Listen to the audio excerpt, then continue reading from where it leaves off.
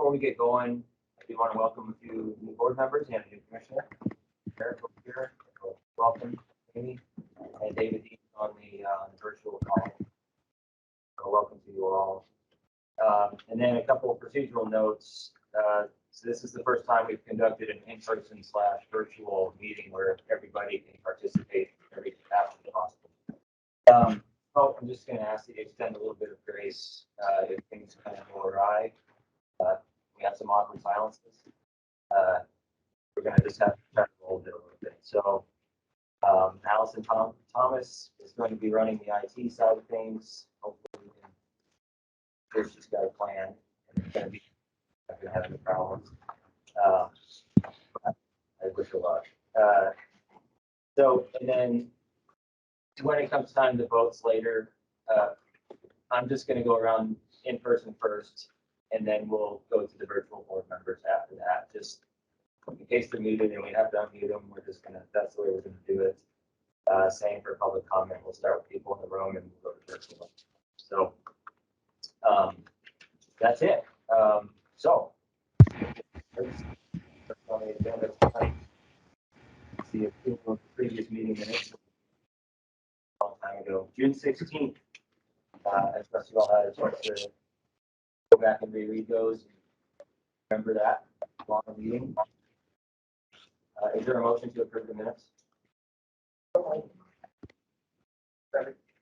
we have Brian and Brad. Is there any discussion on those minutes?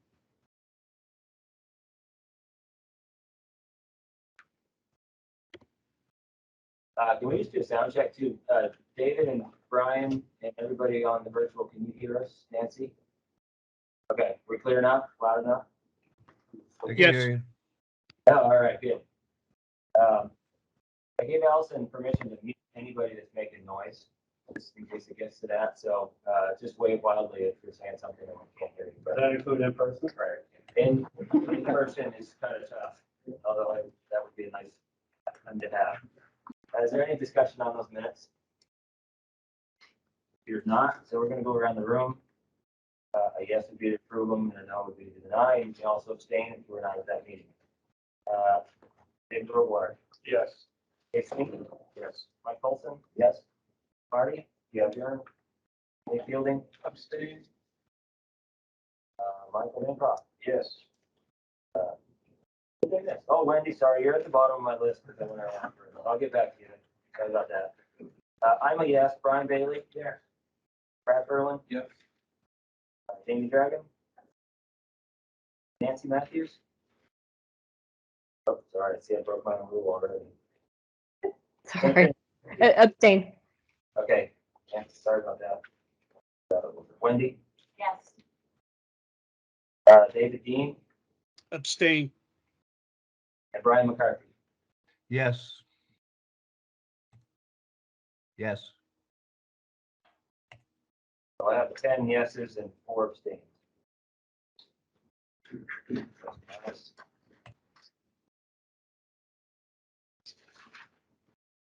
Okay, public comment time. Just to reiterate how we're going to do this.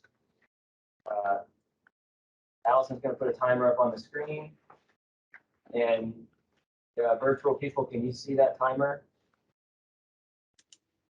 They can't, but I can make it so they can. Okay, well, when we get to them, we'll do that. Can't. Every commenter has 2 minutes.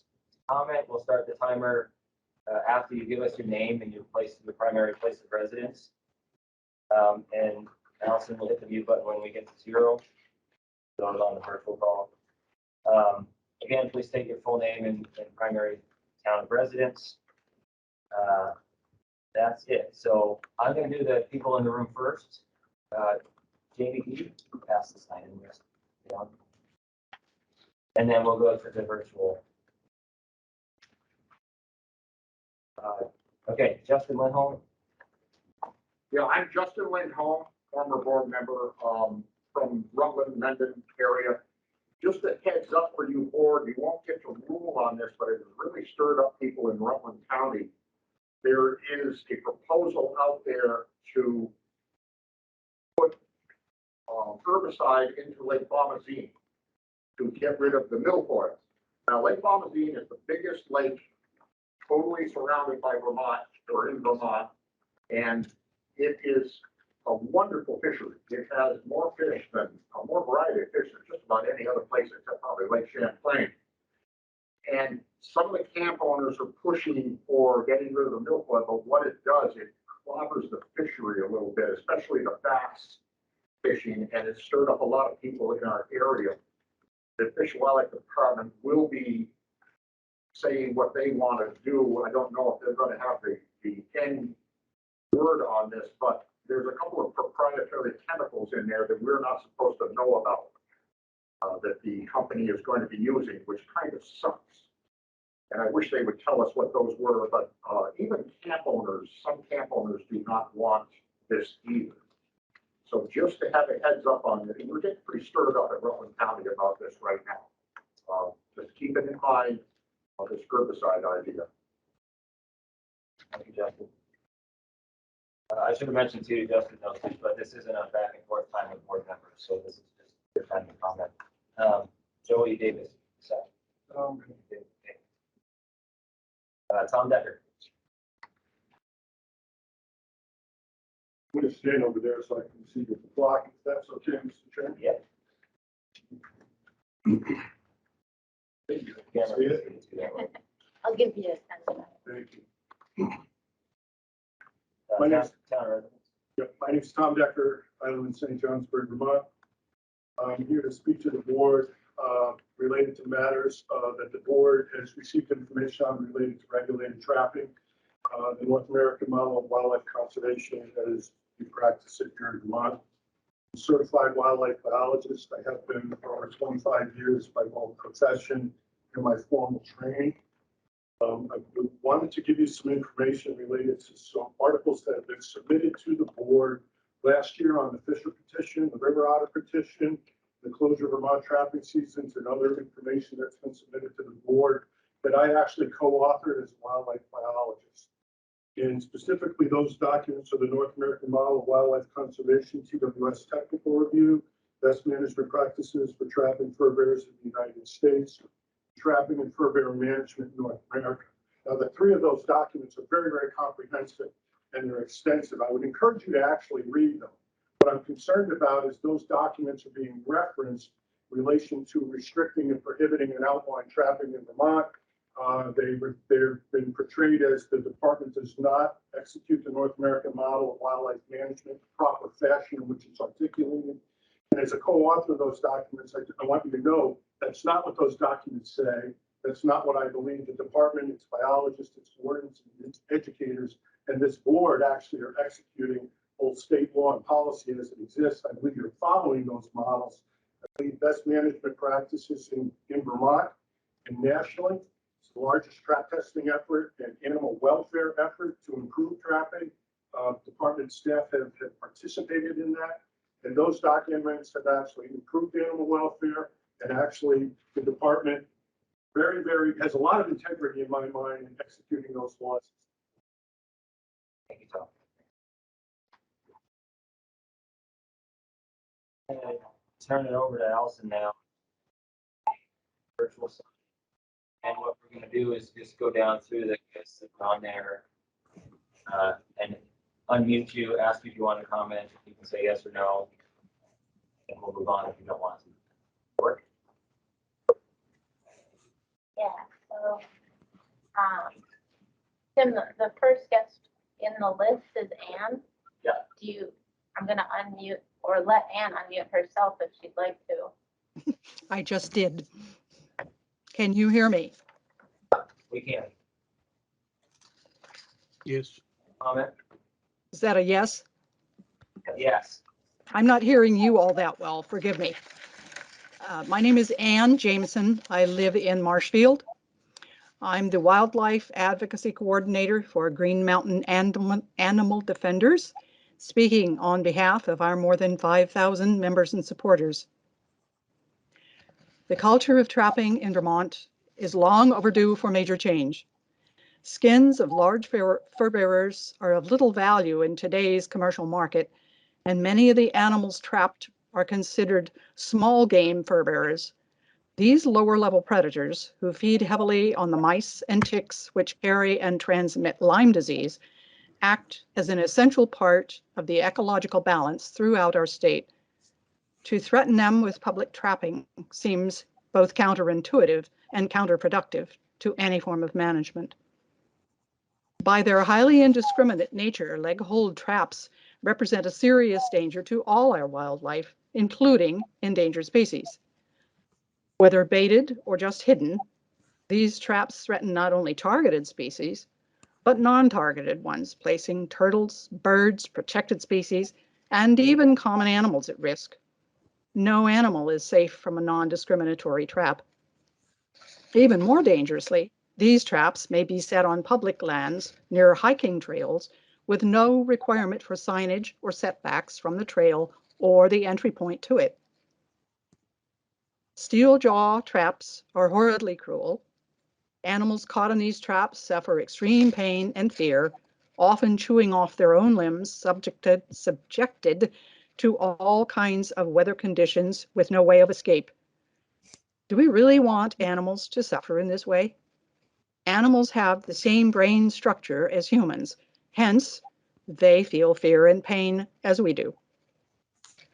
There are no standards or rules for how the trapped animal is killed, notwithstanding the fact that game wardens carry a pistol with. And your time is up. Thank you. Thank you for your comment. Thank you. The next participant just says attendee. Not sure if this person would like to speak. Are they muted themselves? No, they're not. Yeah, can they raise hand feature? We'll just do that now. If anybody wants to speak, can you just click the raise hand feature?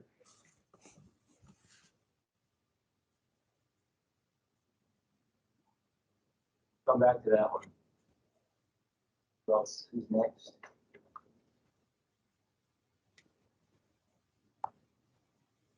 I can't read it. Jane Penny is the next.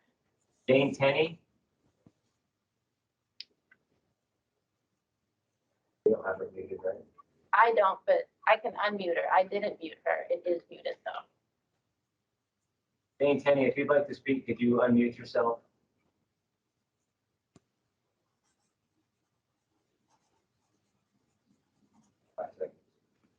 Move on.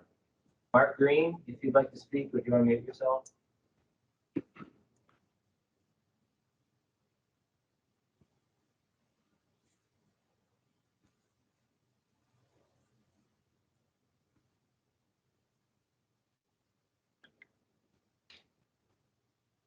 Who's next? That's the only, everyone else is department staff or board members. Oh, there's another guest. Hold on.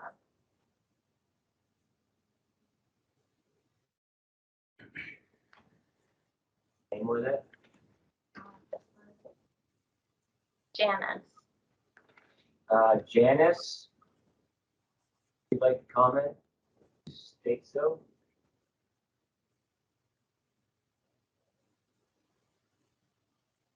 All right, here's what we're going to do. Because we're not hearing from people, I don't know if you can hear us, but we just encourage you to email board members if you have something to state. And Here's one more public guest. His name is John Gonter. You can ask if you want to speak. John Gonter, would you like to speak? You'll have to unmute yourself. Sorry, I just joined and I just turned the microphone on. I didn't prepare a 2-minute statement. I'm sorry. Oh, that's all right. Thank you. All right, we're going to move on. So if those of you that wanted to speak and didn't get an opportunity, then just email the board. And that summarizes our public comment time. Next.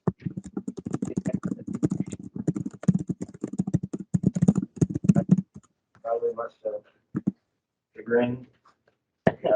But I'll turn it over to the commissioner and turn it over to whoever. We'll go from there. Good evening. I'm just going to take my mask off. Hard to talk. nice to meet everybody in person. And thanks for being here and your service to Vermont. You all have the report. I read it and approved it. It's extremely well done. And I'm going to allow Mark, who has been overseeing this since what, 2 AD? Ice Age. To introduce it in the office. So thank you, Mark. Thank you, Commissioner. Board Chair Tim, I would quickly I got to thank our board chair for reminding me every year that we do want to talk about deer and hear about deer, and I'm sure you folks do too, and I'm included for that. So I wish I could have really helped a lot of these numbers in different cases, but I did a little bit this year. That's not doing me, it's doing my son's health. So nice to have siblings that can help you along these days. But I appreciate it. I got to ask what the commissioner did to get this one pager.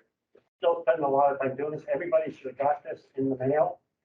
If you didn't, please let me know on the internet on here. And also, Nancy, David, also, or Brian too. So one thing I want to mention too is if you can't hear me at any time with any of our staff, please let us know. They're welcome to take their mask off if they want. They're not projecting. Usually my voice is loud enough. What I'd like to do is I'm going to have Nick do a very brief overview. We've got a special board meeting all set up. You're going to go in more depth about the deer season. I would encourage you, as you're going through to jot down questions you have, any thoughts, what you're hearing. So get them to me or the commissioner, and I'll funnel them to our staff so that we can address those when we talk about how this deer season was in more depth and talk to you about the proposal for this hunting for this fall for deer. So I appreciate that. It'd be helpful for us. So first, I want to just give very few notes about our staff. I think that's important, especially for the new board members. For you, David, and Jamie, for you, some of the others may have heard this before. But you're going to hear from Nick Fortin in a couple minutes. Nick is one of the co-authors of this. He is our Deer Project leader. Nick has been with the department for 6+ years. It's hard for me to fathom that's gone by that fast. I can remember dealing with a couple of his predecessors. We had rotating chairs on the Deer Project later for a couple of years. And we finally landed the one that stayed here a little bit longer. Top-notch, native Vermonter from the Northeast Kingdom. I got to know Nick's parents very well while he was still a kid. We used to come to the Buck Lake Conservation Camp, helping on work weekends on the work crews. So his roots are in Vermont. Like most Vermonters, he's got it well for a while, got a lot of experience. He got a Bachelor's of Science degree from the University of Maine in Orono, 2005. That's where my Bachelor's of Science came, but quite a bit earlier than when you were there, Nick. I'm sure the school was different. He went on and got a Master's of Science degree from the University of New Hampshire in 2013, where he studied white-tailed deer and moose. He worked for 5 years as a fish and wildlife technician, some for us, I think some maybe for New Hampshire Fish and Game, looking at deer wintering areas, mapping those in the state of Vermont, New Hampshire. Did an incredible lot of moose research in his younger days over in New Hampshire. Went out west, and luckily to my benefit in the department, the state of Vermont, he came back here. He spent 3 years working on bighorn sheep in Washington and Idaho. And his early education came, Nancy, you would like to hear this, he got a Bachelor's of Science degree from the University of Vermont. I kind of did the opposite. I got my master's degree from the University of Vermont, went to Maine first, and realized, yeah, we got a pretty good school right here in the state too. And so they graciously accepted me way back a long time ago.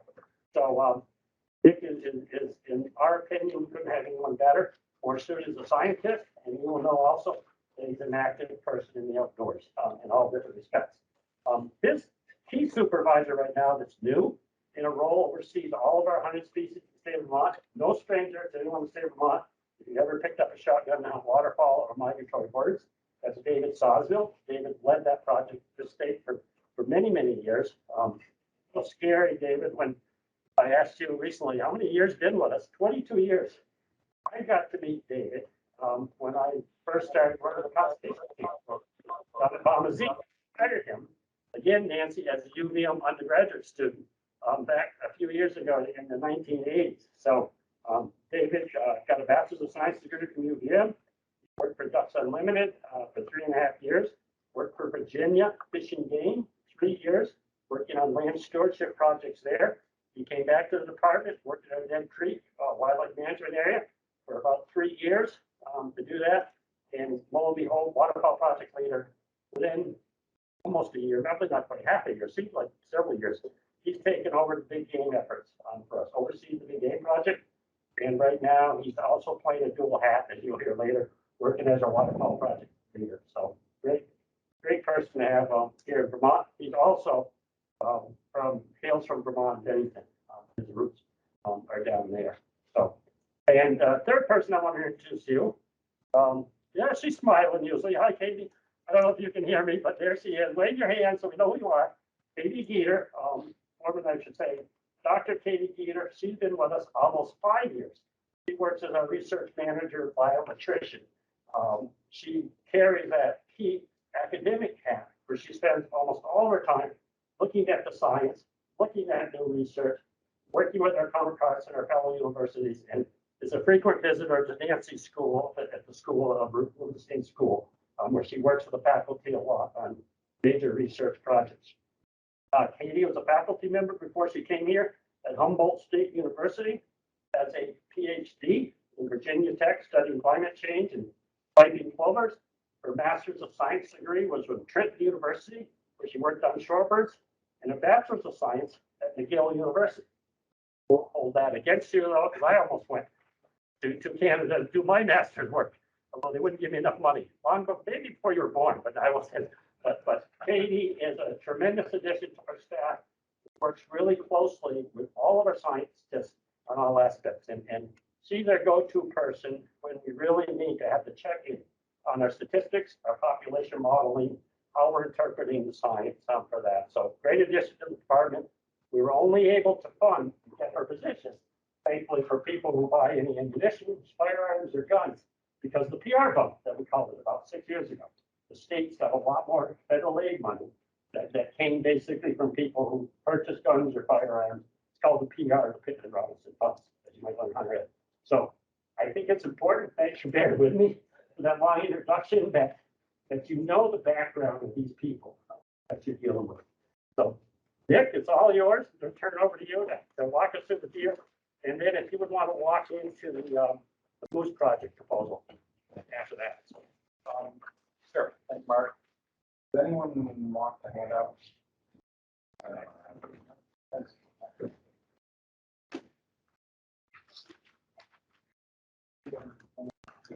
So hopefully most of you have had a chance to look at this already, but there are really only a couple of things I want to point out. Obviously, there are some things that I probably don't need to point out, but you will notice that the kill was way down from 2020. That's not entirely surprising. 2020 was probably very heavily pandemic influenced. What was interesting to me this year about the deer harvest, the buck kill was not off by very much, very similar to 2020, on average statewide. In fact, the only season in which it was down was archery season, then only a little bit. Our antlerless harvest absolutely tanked. And that appears to be almost entirely a social. Same opportunities out there for people to take antlerless deer, basically. And apparently most hunters chose not to. Like I said, archery kill was way down. That probably had more to do with time people had to be out there. Know that, but seems to be the case. But look at like the October muzzleloader season. We killed half as many antlerless deer that season. At a 5% fill rate on antlerless permits last season. That tells me people weren't trying to kill those permits. Similarly, we had the lowest December muzzleloader kill we've had since 2015, when we only gave out like 9,000 something permits. People were not attempting to kill those permits. It's the only way that sort of makes sense. I guess other than the antlerless harvest being way off, you can look at the map, you can see we had some pretty stark regional differences. Southwestern Vermont, K&N, still was way down. Did have an EHD outbreak in Rutland County, but that did not cause the harvest to be that much lower. something else going on there, maybe food and weather related. Hard to say at this point, but kills way down there. Kills also way down in central Vermont, east central Vermont. That is in part by design. We have been trying to reduce population there. But we also have a couple, well, not a couple, really one thing going on with the age structure in our buck population. And that's why we saw an uptick in the Northeast Kingdom with buck harvest where they can shoot spike horn, but it's a drop in a lot of the areas where they couldn't shoot spike horn. Reason is we have a very big, that's all, a very big yearling age class, but we have a very small year in the 2-year-old age class. We can track that back to actually when they were fawns, the second grade fawns fall through. So since normally most of our harvest is 2-year-old bucks, the deer weren't there this year. There are a lot of yearlings which aren't available in places with an antler restriction. Those will show up next year. It's one of the most stark differences we've ever seen from one age class to the next. I don't know why. I said they started back when they were fawns, so I'm not sure why that happened, but that's what appears to be going on. Any questions on your before we move on? Not to jump in, I think if it's okay with you, Board Chair, I'd like to hold the questions off because of the time. This is kind of a courtesy FYI, because I really do, being a deer enthusiast myself, I worry that we could ask an awful lot of questions. I can't fathom you folks don't have a pile of questions down here. So, but if you could be jotting those down, we'll get back to you and will also help us in our proposal. So, yeah, I could say that's okay, Kevin. Yeah, that's fine. Just give me the nod. But we definitely want to, well, I'll just mail you when we get there. Okay. But Maybe after dinner, if you want to, depending on the time, we can go back and revisit. Yeah, I'm sure there are a few questions, but it's, yeah, the point of this is just to get a brief overview, not spend a ton of time on it. So, yeah. So to be fair, we haven't done the analysis internally also. Right. These are the preliminary results. So I wouldn't feel comfortable putting Nick on the spot with a lot of questions where we haven't been able to drill them or something. Yeah, I know. We'll give you that opportunity. We'll do that. Yeah. Can you make sure they see this virtually? Just ask. Sure. Can folks online, can you see the presentation right now? Okay. All right. Yes. So I got to quickly make one quick statement on that, so I wouldn't, but Nick is presenting this on behalf of the department. I think that's really clear. The review is Nick works with Katie. She does the checks and balances of the population modeling, the science. Katie spent an awful lot of time right now with researchers in New England working on moose. As some of you may be aware. Then it goes to the big game team that David oversees, where they digest it, critique it, give their thoughts on that. As law enforcement is well represented on that, and then that proposal comes up to me. I try to intentionally stay out of that lower, the other issues that the big game team and the scientists, because I don't want to all of a sudden immediately steer them one direction or not. And then I take a critical look at that. I send it out to our senior law enforcement people. This case, either you, Sean, or Justin and Jason, I know you look at the Waterfowl, to make sure that from a law enforcement perspective, even though the wardens are on the big game team, that those bases are covered. And then it goes to the commission. So what you have here is a department proposal, on the moose season for this fall hunting.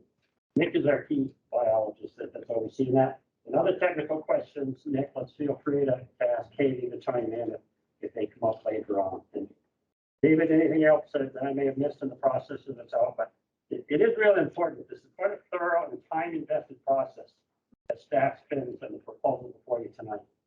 Okay. Mark, for the benefit of the newer board members, what's the department looking for tonight? Yes, Board thank you. members? Yeah, I got that. because it's Different voting What process. we really want tonight is an endorsement, and I think the nice way to do is a straw vote, but we could record that on this proposal before you that we can present to the public. Starting as soon as this meeting is done, the public comment period is going to be open. This is going to go up on the webpage to do it as it is, unless there's some tweaking done here tonight. We'll redo those changes, put it up on the website, and then we'll offer comments, or people can comment by phone call, they can comment by emails, and our public hearing process that we'll talk about a little bit later on. So if you've got serious concerns or issues, we really should talk about them tonight before we get out here with a first vote proposal. Correct. And so it goes to public comment and then just come back to us. Yes. And we get to decide or determine whether or not we want to enforce any of those recommendations. Yep. And then it goes to the legislature. No, it's done. So it's unique. Oh, This goes through a legislative, this is through a procedure, not a rule. And I think it says you always get to chair the rule team in terms of it going through your mind. So there really is by law only one vote that you have to take, and that's it. We have to hold these hearings to law, give the public comment period to do that, to meet with the statute. But that's why it's important that we found over time is people say, oh, it's only the first vote. Well, technically, it's not even the first vote, but it is, we can call it that. Is once you get that out there, that's what people are locked into seeing. If there's significant changes later on, people may not catch up and follow that. So your key vote will be when we meet in the calendar, April 6th or so. That's why we have an early meeting in April. So then that gives our department, the commissioner, and all the administrative staff and licensing chance to get the moose permits and run the lottery if we have a season to do that. And that's going to be the same process for waterfowl. Same one, and that was one vote for the that. same one for animals, deer permits. Can't get in though and change things beyond the permit. That would require a rule. If you folks want to change season dates or to change instruments that they can use to harvest these animals, the number of seasons available, both up, we have to go through the formal rulemaking process to do that. Glad you mentioned that. Thanks, Fred. Mark. Yeah.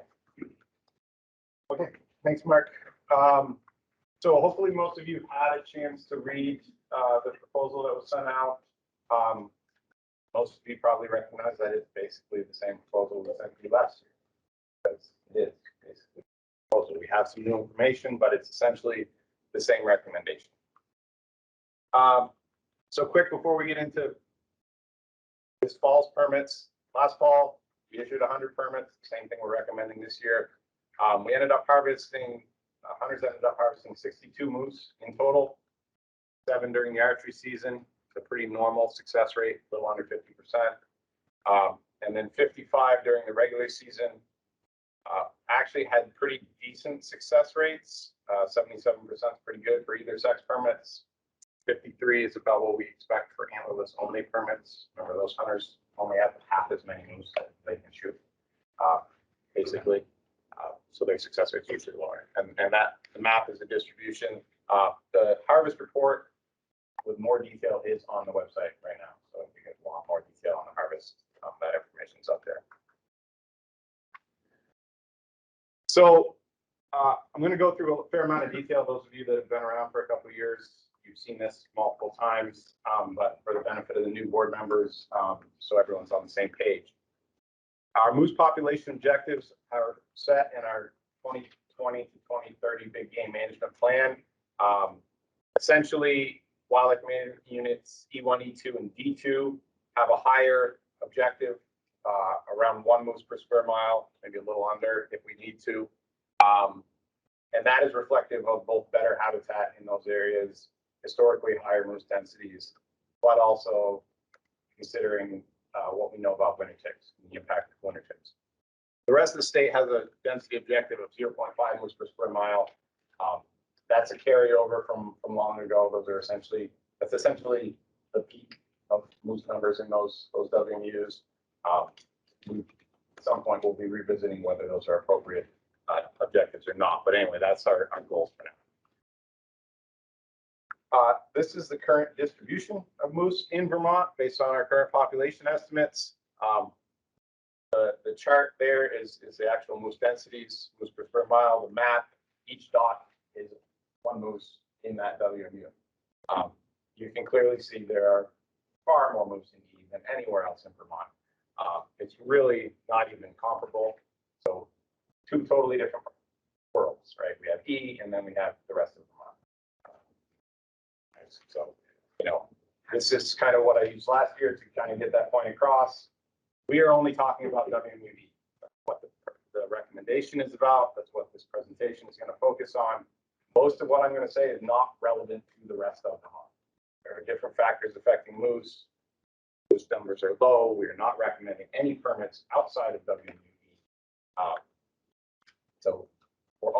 focusing on E. So some bigger picture perspective here. WMU-E is kind of the southwestern end of core moose range in New England, the Northeast. So, you know, northern New Hampshire, western and northern Maine, that's the area of New England that has fairly high moose densities for a variety of reasons. And this is important in kind of understanding why it's different from everywhere else. So first is it's cold. It's a colder climate than the rest of Vermont. And that's important for a species that is at the southern edge of the terrain and do better in areas with longer, colder winters. Next. It also has lower deer densities. So this is deer harvest, but gives you a good idea of how many deer are out there.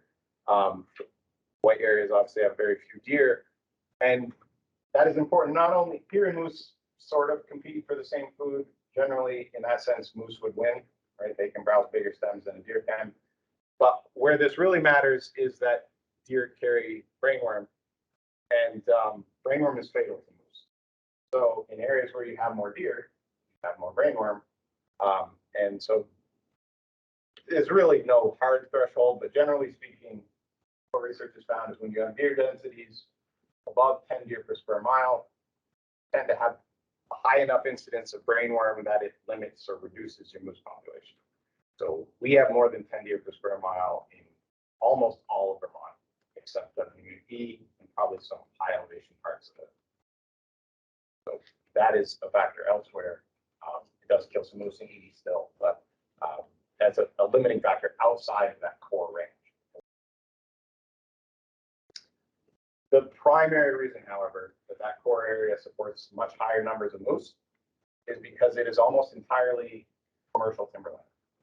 So there is extensive and intensive logging, which creates a lot of young forest habitat, means a lot of food for moose. So it supports much higher numbers of moose.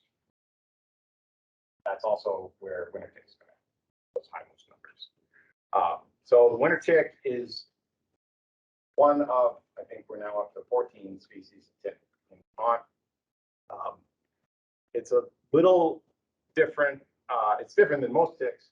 It's certainly a little different than the ticks we are most familiar with that get on people, the deer ticks and dog ticks. Winter ticks are a one-host tick, and that is the major reason why they impact moose, has such a serious impact on moose. It's also why they're not really affecting humans. The other thing I'll say with winter ticks is, unlike many of the other ticks that we're concerned about that have been moving north with climate change, winter ticks have always been here. As long as we've had moose, we've had winter ticks. They are probably benefiting from shorter winters as a result of climate change, but they have always been here. They have always impacted moose to a much lesser extent. Next. So the life cycle of winter ticks is what's really important for their impact on moose. So as I mentioned, they're different from deer ticks and dog ticks. Most ticks, including deer ticks and dog ticks, are a three-host tick. So every tick has, so if you follow the green circle here, every tick has three primary life stages: larva, nymph, and adult. A deer tick or a dog tick will feed on a different host for each of those life stages. So they'll get on an animal as a larva, probably a mouse. They'll take a blood meal, they'll drop off the molt into a nymph. They'll get on another animal, take a blood meal, drop off molt into an adult. Get on a third animal, like a deer or a person, and reproduce as an adult and then drop off like eggs. That's also why those ticks spread diseases, transmit things from one animal to another. Winter ticks are different. They do all of that on one animal. Get on an animal in the fall, they go through all of their life stages over the course of the winter on the same animal, and then drop off in the spring and lay eggs. The reason they're so bad for moose is both the timing of this, that questing period in the fall when they're getting on moose, coincides with the rut of moose. So moose are moving around a whole lot, picking up as many ticks as they can. And then the other really key part is moose are terrible groomers. They don't groom themselves. They evolved in the north where there aren't external parasites, so they didn't evolve a grooming habit like deer or elk. Most large mammals will just habitually groom themselves, regardless of the there being something there. Moose don't groom until there's a stimulus. And by the time they feel all those winter ticks, they're already adults at that point, and it's too late. They can't get involved. If they keep attempting to do so, they rub the hair out. It causes other problems. So to kind of further explain why this high moose density is such a big deal, we'll consider a very simplified example here. With a high moose density, so you're going to have, we're going to start with the same number of ticks on the landscape. But with more moose, those moose are going to pick up more of those ticks, covering more of the landscape, right? And then in the spring, they're dropping off more ticks. So you get those larvae, which can't move, right? The winter tick larvae isn't out there running after moose trying to catch them. They're born somewhere in the leaf litter. They climb up the nearest stick, your vegetation, and they wait for something to walk by. If nothing walks by for winter, they're dead. So the more moose are out there, the more hosts are out there, the more likely they are to get picked up. And of course, if you have more moose, every moose carries a certain number of ticks. That's more total ticks dropping off in the spring. In the lower density scenario, you have fewer of those ticks getting picked up. A lot of them are just not going to find a host. They're going to die, or they're going to find a host like a deer that grooms them off at some point in the winter, and they die. And collectively, those moose pick up fewer ticks, so there's fewer ticks that drop off in the spring. And if you play this out further, there are fewer questing ticks the next fall, and so on. So you end up with fewer ticks on the landscape. And it is only in this core moose range where we see impacts from winter ticks. The only place where moose densities are high enough to support high numbers of winter ticks, which cause problems for moose. There are winter ticks everywhere in the Northeast, but there aren't enough moose to let them reach high numbers. Every deer, some deer have winter ticks on them. We actually look for winter ticks, well, ticks generally on deer at check stations this fall. I think there were maybe 5 or 6. So out of like 700 deer that we sampled, there were maybe 5 or 6 outside of me that had winter ticks. It was 30% of the deer from me. It's not the deer that are doing this, it's moose. The other thing is, while climate change is a factor here, southern areas with more favorable climate have high numbers of winter ticks. It takes the high number of moose. So that is really what we're trying to address here. How do we know this? So from 2017 to 2019, we captured and collared 126 moose in E, 36 cows, 90 calves. Basically, we tried to maintain 30 cows every year and capture 30 calves each winter. So some of those surviving calves, some of those calves survive and become cows. So we didn't need to capture cows every year. But we had to capture 30 calves every year. And the result of that is basically that adult survival wasn't terrible, wasn't great for a population that has no predators and mostly wasn't being hunted at the time. But it was decent. The big issue is those cows were debilitated enough that they produced fewer calves. Those calves were smaller. They didn't survive as well through the summer. And during the winter, about half of those calves died during their first winter from blood loss, for the most part, due to winter ticks. So we weren't alone in this effort. Our study in Vermont was one of 4 study areas across the Northeast doing essentially this exact same research. So New Hampshire did it from 2013 to 18. Maine had 2 different management units where they did the same research over about 8 years collectively between the 2. So we have a bigger picture than just what we found in Vermont, but we all found basically the same thing. Winter ticks are really the driver of populations. And the interesting bit is in far northern Maine, they have really high moose densities. They have less impact from winter ticks because their winters are still very long. We have the shortest winters in Vermont, but we also have the lowest moose densities. So we got a lot of that kind of density versus climate gradient here, which was very helpful.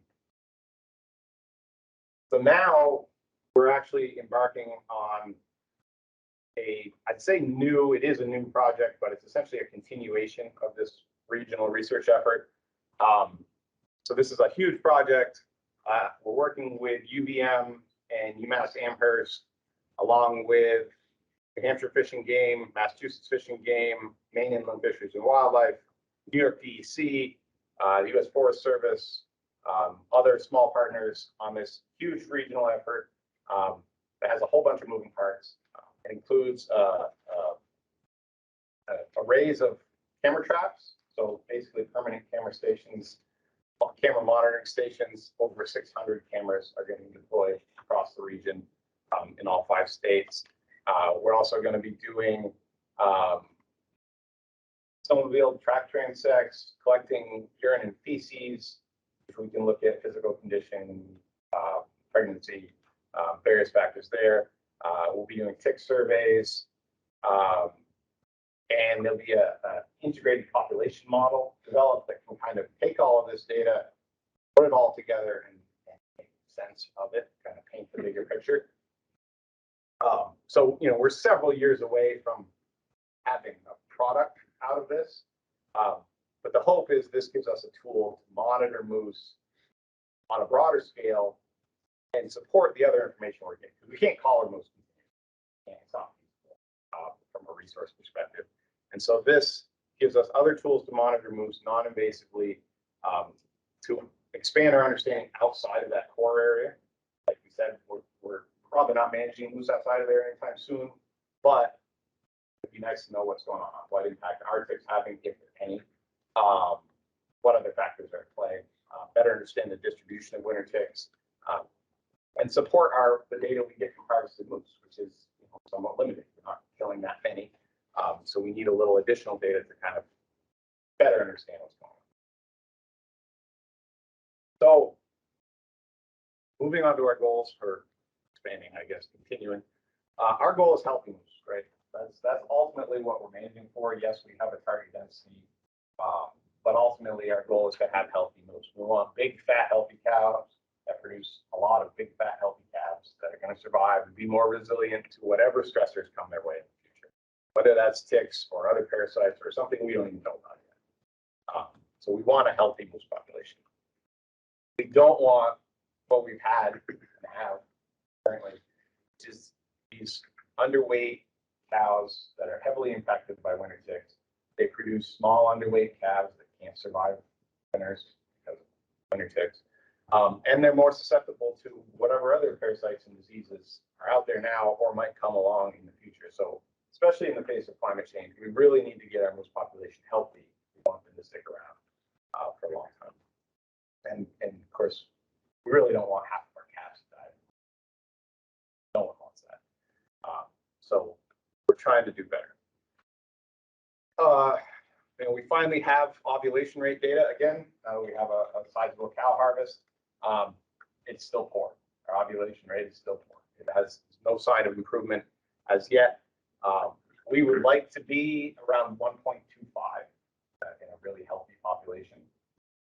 For prime-aged adult cows, we'd like to see about 1.25 calves.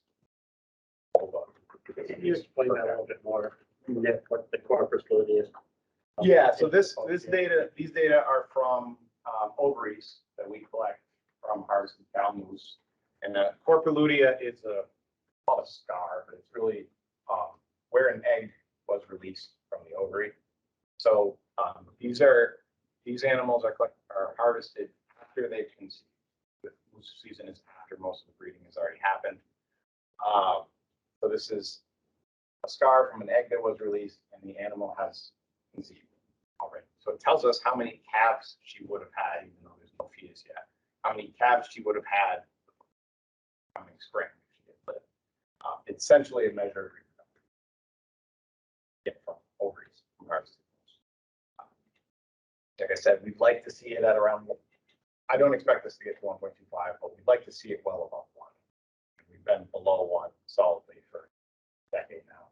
If I could add to where the board comes in here, working with the department, if you look at our moose rule, or if you've ever been on a successful moose hunt yourself or the people, we require you that you bring your ovaries in so that we can have them. That's a very critical piece of biological information. And you know, granted, we don't want to make it so hard for hunters out there to have to do all these things, but when it's needed, we really need to have your help in doing rules and regulations.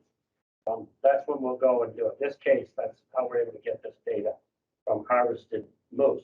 And to my knowledge, I've never had a hunter complain about doing that. Most likely, it's the happiest moment in their life for their families if they are able to harvest a moose, and then that require them to do a little extra work to do that.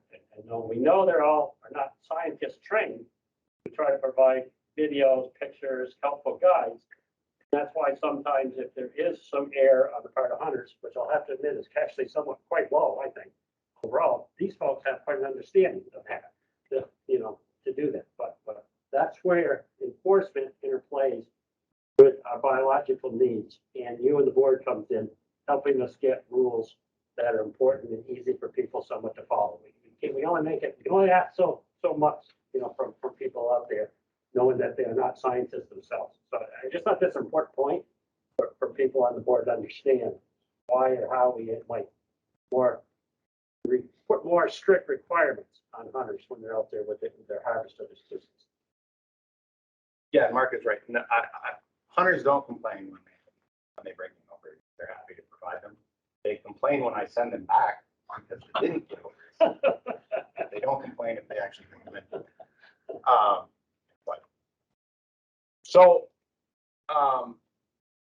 Especially there are more charts on this in the actual paper report, but what we have seen, which is mildly encouraging, is potentially a slight uptick in body weights in the last couple of years. I will emphasize this is not anything that's sort of remotely statistically significant. But it's notable when our average cow weight was higher than it's been in 15 years. That is something that's notable. What we think is going on and why we think we're seeing this is that it appears winter tick impacts have been a little lower in the last 2 years. Next slide. So I say appears because we haven't had collared calves for the last 2 years. So we don't know exactly what the mortality rate of collared calves is, but we have other information that gives us a pretty good sense of what it might be. First and foremost, we have anecdotal reports. Right? There are a lot of people that spend a lot of time out in the woods in this part of the state, including our staff, especially now that we're out deploying cameras all over the place, in the winter. And in bad tick years, you find dead moose, you see ticks in snowmobile trails, you find moose beds and they're bloody and there's ticks in them. And in the past couple of years, there has been less of that. And none, we still have lots of ticks on them. But it appears there's been less of that. But on more of a hard data side, we do still have some information.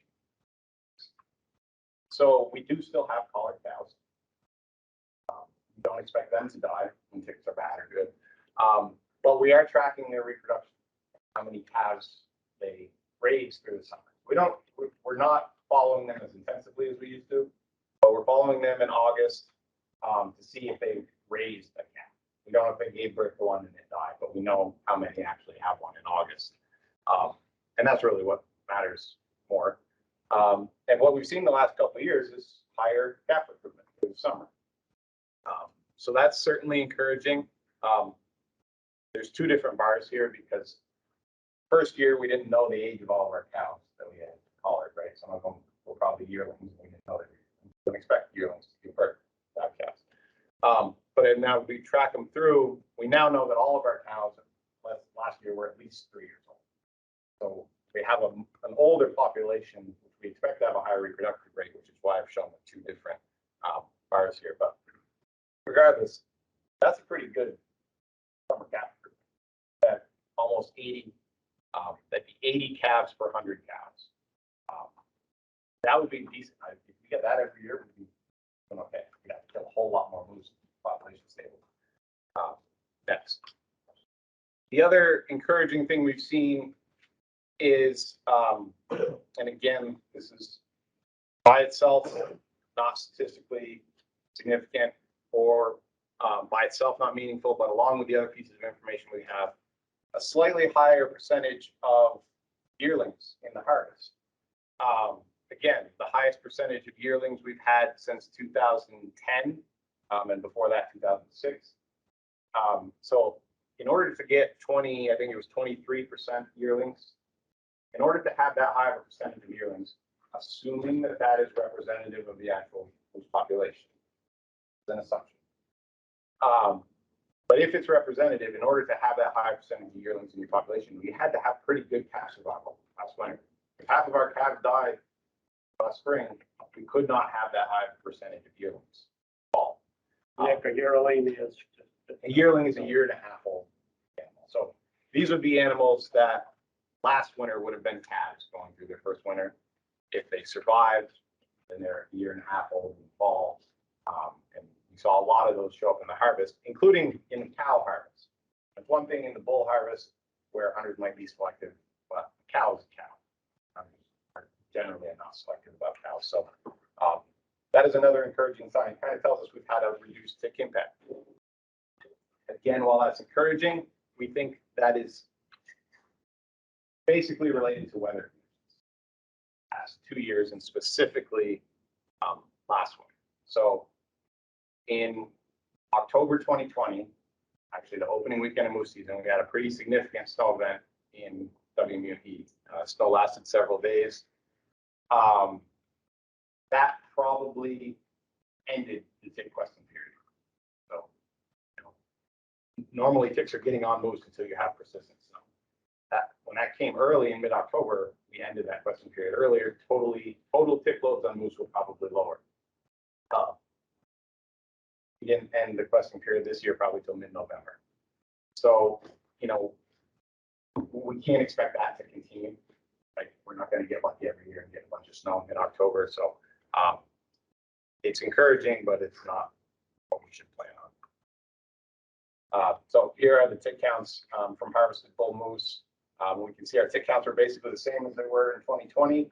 But like I just said, that questing period ended when we counted those ticks in October, mid-October 2020. If you think of this, so we're counting in mid-October, right? And moose will continue to accumulate ticks until that questing period ends. So this doesn't tell us anything about final tick loads going into winter, but it gives us a sense of how abundant ticks are, how fast have they accumulated ticks. If it ended again in mid-October this past year, that I would be encouraged by that. Like I said, so they likely accumulated more ticks. So here's where we're at in E, or here's our population trend. In E, we used to have a lot more moose. We intentionally reduced the population through very high permit allocations. That stopped in 2010. 2010 was the last year of high permit allocations.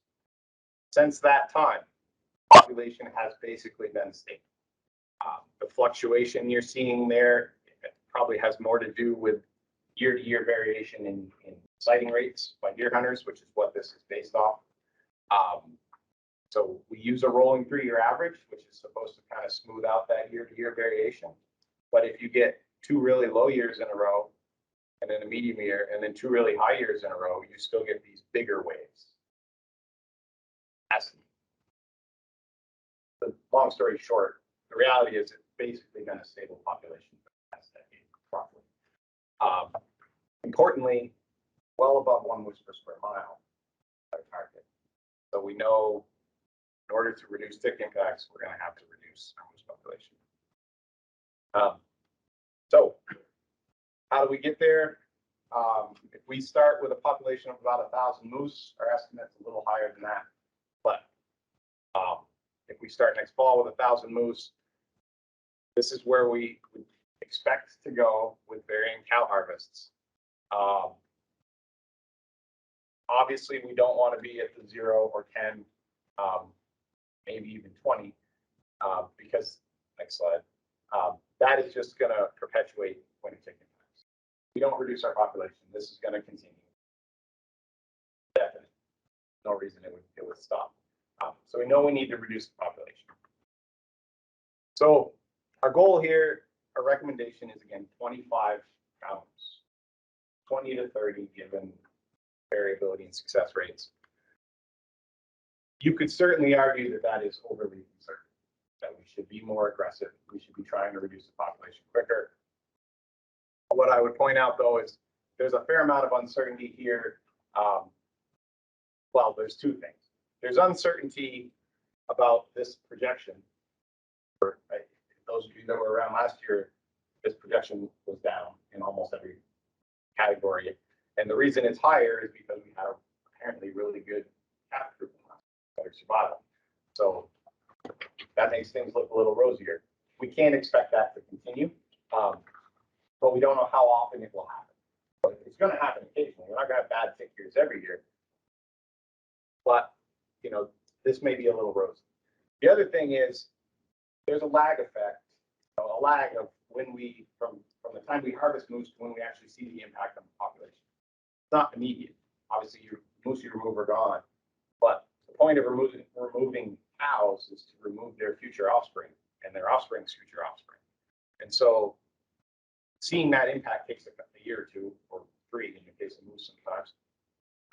So maintaining the same harvest for a couple of years is going to help us have a better sense of the effect of that harvest. It gives us some time to actually see an impact from that harvest before we change it. So that's where we're at right now. Next slide.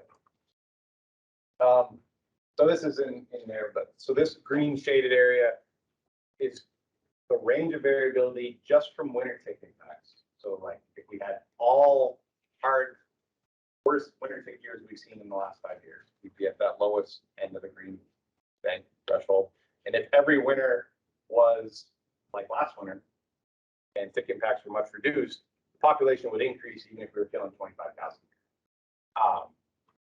So there's a lot of variability there. Again, we don't know what every year is going to bring for winter tick impact. So we'd rather stay where we're at for now. And if nothing changes, I would hope you guys would scrutinize this pretty heavily next year. We probably need to be more aggressive if this continues. But again, we don't know that this will continue. So that's why we're trying to be conservative at this point. So the recommendation, you all have it. Again, it's the same as last year. 100 total permits. It breaks down as 15 in the archery season, all either sex. The regular season would have 40 antlerless only permits. Again, trying to get to that cow harvest that we want and maintain a roughly equal bull to cow ratio in that harvest. The auction and special opportunity permits, they have choice of both season and WMU. The special opportunities always hunt the regular season, but the auction winners often choose to hunt the archery season. So trying to figure out exactly how many will be in each WMU and season is a little complicated there, but generally this is what we know, and this is the breakdown we're recommending. So any questions on most this recommendation? I can jump in just before someone asks the first question. I was remiss not to have Lieutenant Dean Martin that's here to introduce himself. Make you stand up, big guy, and say hello and let folks know who you are. So, Hi, Sean Feller. I'm lieutenant for the Northeast District. he's the senior man here, and I represent law enforcement. Any questions you got that do there, we'll probably send them your way, Sean, to do that. But he has looked at these proposals too, and works closely with Colonel Jason Batchelor and the Major Justin Stedman. So just thank you for being here tonight too. Okay. Starting around. So, questions, folks, either for Commissioner, myself, David, or the law enforcement. When it comes to ticks, the ticks had a good year or a bad year. That's really just a 1 year cycle then, or do we get it all back potentially the next year? Or not? It can be multiple year cycles, but it is generally driven by weather conditions. So it is possible that we have a really long way or something really not stick back, and it might take them a couple years to build back up. But then again, you know, each female tick is laying up to 4,000 eggs, so they can spring back if they get the right conditions. Do we do any collaboration with Canada? You didn't mention Canada. We don't have any direct collaboration with them, but Quebec is doing similar research. Yeah, yeah, and We're affecting them, and they're affecting us. right. They affect us less. They don't have many moose just north of Vermont, but Maine works very closely with them. They are part of the bigger. We have a Northeast Moose Working Group, all the moose managers from the Northeast and Quebec and New Brunswick and Nova Scotia and the eastern provinces are all part of that. So we all work together. Like you can influence it, you affect each other. I can manage. You can to a point. Yeah, and honestly, Quebec is an interesting example. They have very different management scheme than we do in the States. They hunt their moose essentially like we hunt deer. So different management regime, and they have the same. They still have big problems, and you know they're actually interesting in that they are doing some of the research that's documenting the northern expansion of the edge of winter ticks. They've done some research on actually trying to treat the moose they capture for winter ticks, like put big collars on them, essentially. That doesn't work. But they're involved. They're doing a lot of the same. Can I just stop 1 second too? Oh, thank you for letting me go. Katie, either of you are on here, feel please, you have the liberty to jump in here if your knowledge or work on some of this could add to the discussion or responding to the questions. I just wanted to make sure I give you that liberty to do that. So thank you. I see you're nodding your head, so you're hearing me. Thank you. Okay. Didn't say anything wrong, so we're good. Not for that reason. That's what I'm saying, but. One of the earlier slides had the success rate, and I still don't remember, but what was the cow harvest last year? It was 29. All things being equal, you're looking the same. Yeah. You know, there's variability both in success rates and in how many either sex hunters end up harvesting a cow. So, you know, we're shooting for the same. If we have decent success again, we'll probably be a little higher than 25, but. When did the collar program end? What year was it? Last year they were. January 2019 was the last time we collared.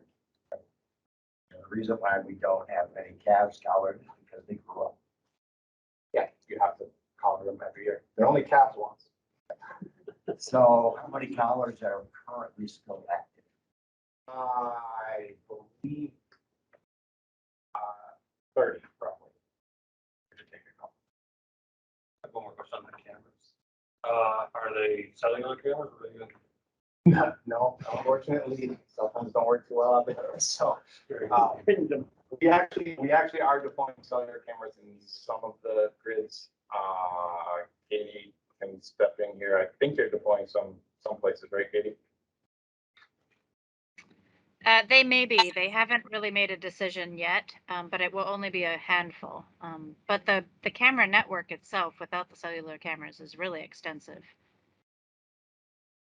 Yeah, and one of the interesting things with this, I mean, this is really cool. Like we set out 600 cameras across the region, we get tons of information. But someone has to go through all of those pictures and say this is a moose, and this is a deer, and this is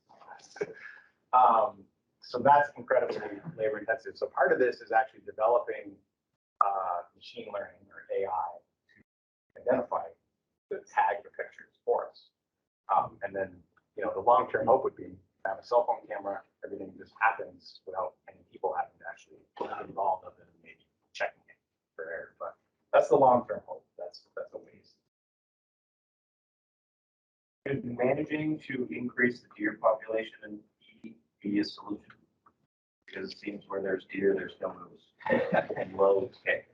Yeah, if you know how to do that. Well, I mean, I see where you're coming from, and that's actually an interesting thought. I'm not sure we could, I don't know how we would increase the deer population in E. But even if we could, it's not really the way we want to go about it. Ringworm is not something you easily like once it's there. We have actually a fair number. We have a much higher ringworm mortality rate than New Hampshire sees, same latitude, we get in our collared animals.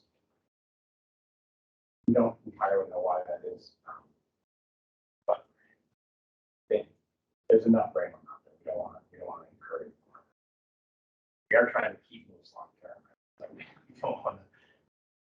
So Mike, that's a good question.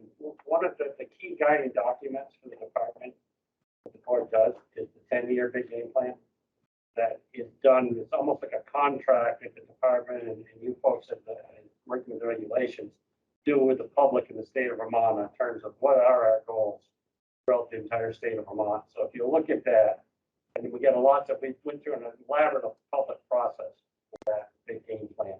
I'm going to say maybe 3 years in the process of making, going from selected groups, everybody coming in representing certain interests, to public hearings. I think some of you may remember the virtual hearings with that dealt with all of our big game species. So we really do check in with the public, and there is a strong interest to have moose in the state of Vermont. And healthy moose is our charge. And there is a strong interest when you went to big game planners to have the control done by humans that are through hunting, than to have just these moose die off due to other factors through that. So it is a really important check and balance to actually get at the questions that you asked, Mike, to do that. So I think we kind of hold that document pretty sacred and try to work within those frameworks to offer different opportunities on all those 4 big game species for all of Vermonters. What you see in the rest of the state, is that from just hunter sightings or flyovers? No, so yeah, that's part of the reason we want to do this bigger regional project, is to get a better sense of what's going on in the rest of the state. So our estimates currently are based on deer hunter sightings, which is a model that is based on aerial surveys, related deer hunter sighting rates to actual aerial survey counts. So it's decent, but it's not something that's been tested outside of kind of core moose areas. New Hampshire developed it in the White Mountains in northern New Hampshire. We refined it to us in WMU.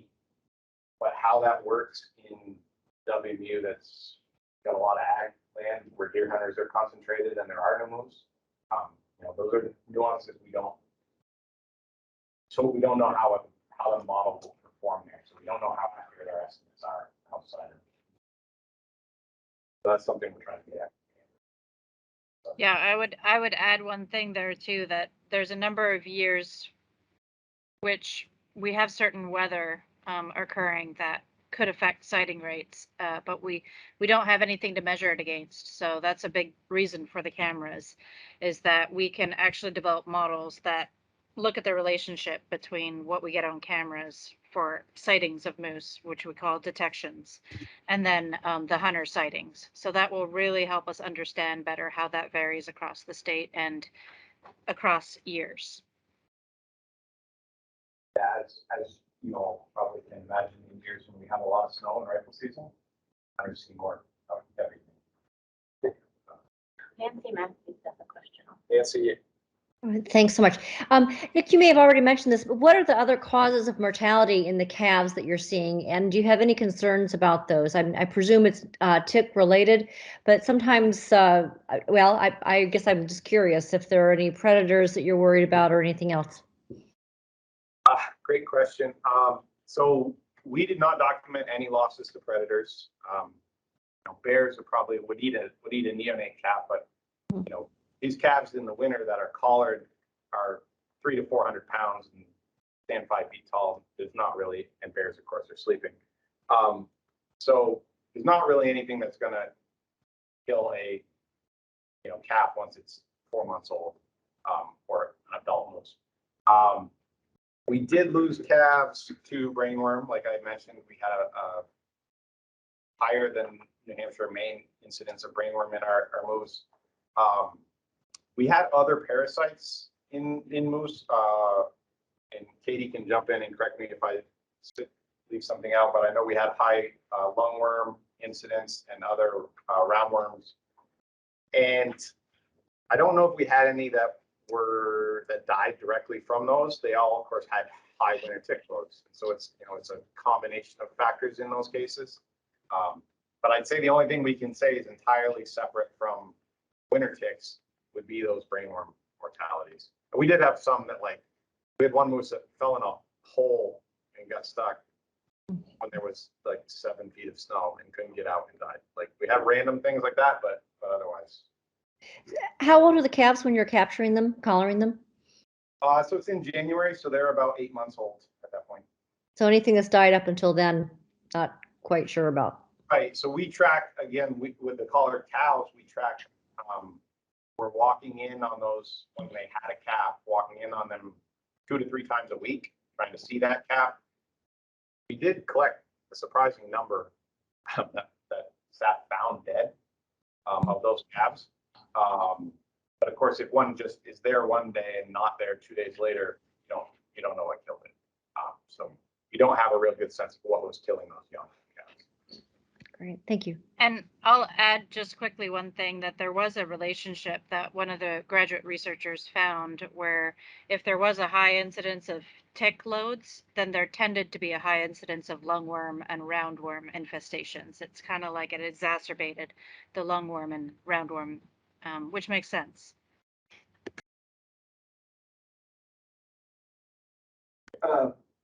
Given that this is private forest land, right? That's timberland, and are they actively harvesting and managing that land so that it remains good moose habitat, or do we foresee any changes that may affect that in the future? I would say right now, Weyerhaeuser is doing a spectacular job of creating moose habitat. They've been cutting pretty heavily for the past couple of years.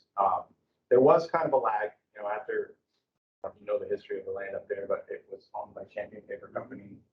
They sold it. The state and the feds got a chunks of it. Our West Mountain WMA used to be part of that. The County Refuge part of that. The remaining timberlands, because they had been cut so heavily in the 80s and 90s, were not cut very heavily for a while. Weyerhaeuser and Plum Creek before them have been treating them more like typical commercial timberlands.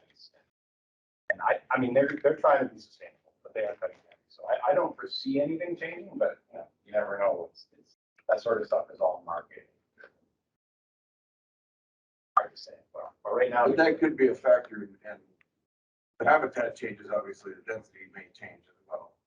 Yeah, I mean, Absolutely. big picture, like, that is a factor, and it's not only a factor in density and the health of those moose, so that better habitat can spread out more. Maybe they'll be healthier at this density. It changes the relationship with winter ticks. But let me add too, we also found some really interesting information to add to that. Katie, can you hear me, Katie? Okay, can you talk briefly about the habitat findings on the moose and the significance of that perhaps for us, for what we were finding in relation to health of the moose and the moose calf? Yeah, just to summarize really quickly what Josh Bluen had found during his master's research. He basically found that there were pretty stark differences between not only calf and adult moose and male and female moose. So young males tended to, like calf males, tended to choose and select different habitat from not really calf, but yearling. Yearling males chose different habitat from female yearling moose, and older female moose tended to choose different habitat from younger female moose. There were differences there that kind of it was a little eye-opening because it really showed us that at a small scale, they really are choosing these different areas within their habitats, which helped us understand how they spread out across the landscape. So just because you're creating a certain habitat, if you have the opportunity to have this habitat that you think is great, doesn't necessarily mean that they're congregating all in that one little spot. They could be spreading out more because it's more advantageous for for a female with a calf to use certain habitat over a male that prefers maybe, like one of the things was that males tend to prefer higher elevation areas compared to females. The other major finding that was really a surprise was that females whose calves survived chose completely different areas than females whose calves didn't survive. And that's something that we're trying to look into more because we weren't really able to tease out exactly what the habitat differences were. It's just if you put a map of those locations against each other, the females with calves that survived and the females with calves that didn't survive, it's just a completely different utilization of that habitat. They occur in different spots. And so there's something about that selection that is advantageous for those mothers that have calves that survive. So that's the next step, is to try to figure out exactly are they choosing. At that point, it's very small scale in terms of what you'd investigate that they're choosing. So it requires a little bit more study, but that is a follow-up question that we'd like to investigate. And it's a reason why there's ongoing studies for determining, that's what Cheryl Sullivan's research is, that's the direction it's heading in, is trying to figure out where those ticks occur and where those moose occur and how successful they are at raising calves. So it's trying to bridge that gap of that major question that we have moving forward. Thanks, Katie. I add that because it was quite a decision for the department a few years ago to invest a significant amount of money, of PR bump money. We put it all into this moose research. You know, it was $350,000 or so dollars, which is a lot of money, federal dollars for this department to spend on one wildlife thing. But in the University of Vermont, I got to credit them, and other universities committed an awful lot of resources too. Or else we wouldn't even know this. We wouldn't be able to be before you and feel confident in what we're trying to do to maintain this moose to be healthy on the landscape.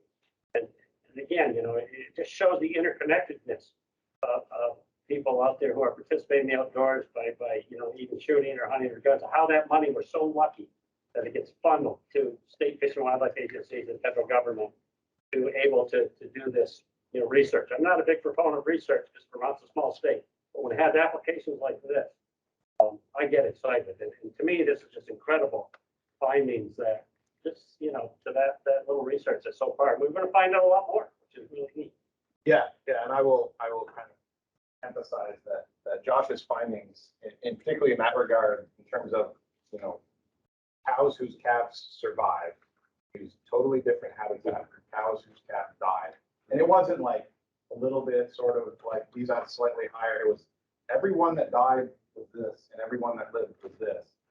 And it's just a spectacular, really groundbreaking stuff. Like super groups. Like Katie said, we have to figure out exactly what those habitat differences were. It's not entirely clear. But still, there's clearly something about the areas those cows are using that is often, realistically what we know is it's probably affecting how many ticks those cows pick up. And it's so guess who our latest hire is in the department? Well, I like to. It's that guy, Josh, who just completed his master's work there. We're so happy to have him in the department because he's working. He's actually helping us on the bear research project right now to finish that. So you know, it's nice when the state can the management agency can work with its research institute, you know, University of Vermont, and really seeing Josh is actually grew up in Barrie, Vermont. I used to coach him with my son in baseball. So you just it's just incredible. We're in a small world, but you know, there's a lot of good news, despite some things you might read in social media about wildlife management in this country. How many moose do we lose to the the Northeast Kingdom? in the Northeast Kingdom, You know, relative to the I mean, it's 62. it's small. Yeah, it's 10 a year, maybe. You know, the thing about, well, that's an E.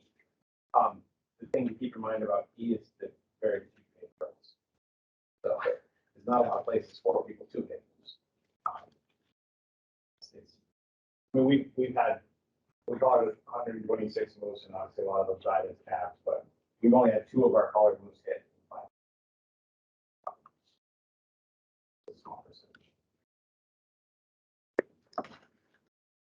Is the reason there's no poll only permits, is it because you can't influence the population just taking polls?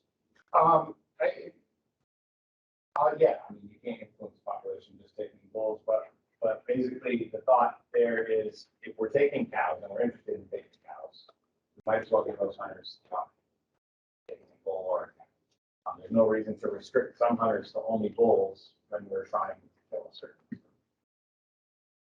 And you could argue maybe it would give us a more precise control over exactly how many bulls and how many cows are killed, but you don't see a real reason.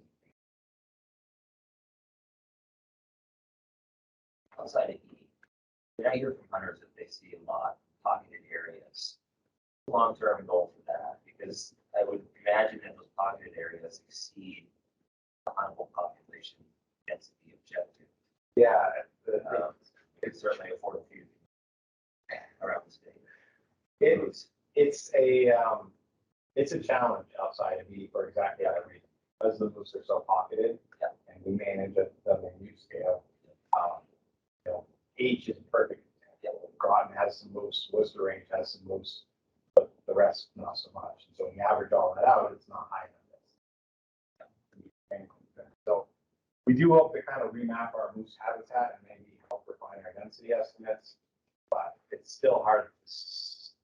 At this point, I can't speculate how we get it. Are moose disperse?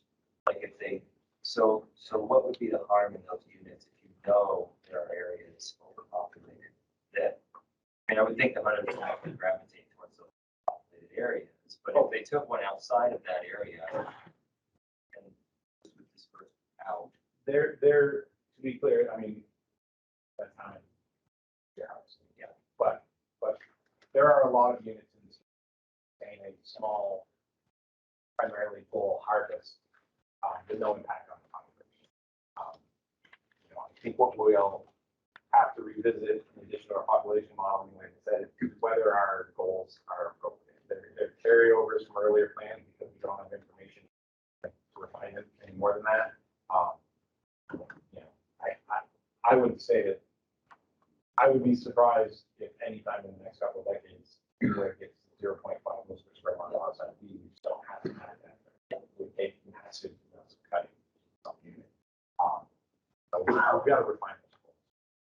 Can we use that model with deer where we can sustain some, we won't have an effect on the population? So right, and then it's the social consideration that came in the big game plan was that we set the cutoff threshold. They are below those. I just wanted to add one quick thing. Can I? Yeah, absolutely. I was just going to add that, again, those cameras will really tell us a lot about how the rest of Vermont is doing because it'll give us pictures of moose. So we can develop models from the number of pictures that we get to estimate differences in different areas about what the population might look like. But to answer your question a little bit further, there is a really strong influence of the latitudinal, like where you are latitudinally in Vermont and elsewhere in terms of how moose are going to be doing in the future. There's just a really strong kind of line where if you are south of that line, there's just climatic influences that are going to make it really hard to see moose increase beyond a certain point, no matter what you do for their habitat, because they are connected to a lot of winter conditions as well that affect their survival and their reproduction. So there is that to consider as well. Again, like, I don't know where it's headed, but it might increase slightly. The current models don't indicate that it's going to increase with climate change and whatnot, that it's going to increase in the future substantially. my concern was just setting the threshold. There's a need to do something. Now you have to go back on something established. So yeah, and I mean, not that that's we have to change our objectives in the past and do that. The moose outside of E, where they have, less of a habitat or less of an appropriate habitat, are they healthy generally speaking, or is their habitat causing challenges? We don't know, honestly. We just don't have that information. the bits of information we have would suggest they're not doing great, and that may be just they're limited by their habitat. So for that they're not productive. We do know this. Well, I say we know again, small numbers here, but see a higher incidence of brain harm, which sort of they get it and die relatively quick. So moose who don't have it, are they healthy?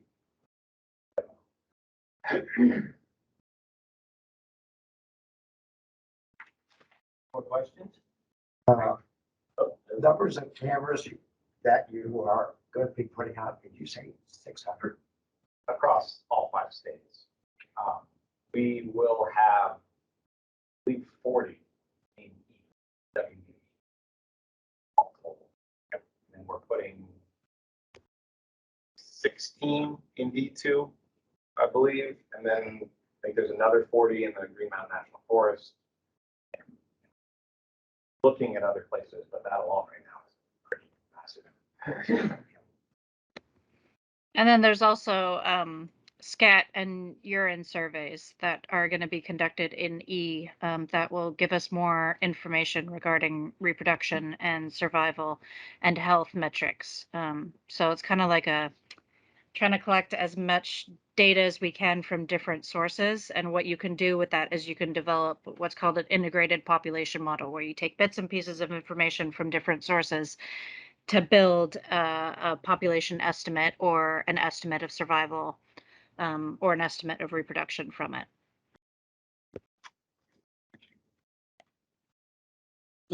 If I could, in the placement of the cameras, do you have sort of a southern cutoff point, or is it all the Northeast Kingdom, or? No, I mean, these cameras are placed all throughout the Northeast. I mean, it is primarily a moose research project, so it is in moose range, but Massachusetts is having a camera array as well in the areas where they have moose. So again, we'll do it. Berkshires. Yeah, I believe roughly. And then, we have the whole Green Mountain National Forest, both the southern and northern blocks of the Green Mountain National Forest will have cameras. So we have cameras the length of Vermont. We'll have the length of Vermont. So there's no real shut off. It's just where there are moose. And we're not setting any along the Connecticut River. And we have those cameras set up in a way where they're evenly distributed across young and older forests. So we get an idea of how the habitat kind of interacts with those moose occurrences that we're going to get. Yeah, no, I keep on. Yeah. After the director. Just kidding. You guys, any more questions? You want to take a vote? I'm going to treat the straw vote procedurally just like a regular vote, so I'd look for a motion to do that. But just remember, it's not an official vote; it's just a straw vote, giving the department whether or not or it's good with this direction. Make a motion. I'd say that. Hold on here. Already won. Who said? I'd say that. Okay. Any more questions, discussion? The motion is to accept the proposal as, okay. So yes, would be to accept the recommendation and move forward in that direction, and I know we be not. So I'll go around the room again, then I'll get to the virtual people. Mr. Chairman, could you restate the motion, please? Motion is I'm not sure exactly what it is. It's to accept the recommendation as presented to the board. And it's giving the department moving forward in this light, to put it out for public comment. When you guys come back in April, you'll vote to finalize it and take into account public comment. But that is the one official vote at that time. So for clarity for everyone, David, your question would be to issue a total of 100 permits for this fall, of which of those 100, 15 would be for the early season that's designated as the archery only season. That's 15. And then the remaining, so 40, that would be antlerless, and 39 either sex for the regular firearm season later on, which they could also use archery equipment. And then 6 permits, 3 of which would be for the auction, and 3 that would be for the special hunt of a lifetime for people with life-threatening illnesses.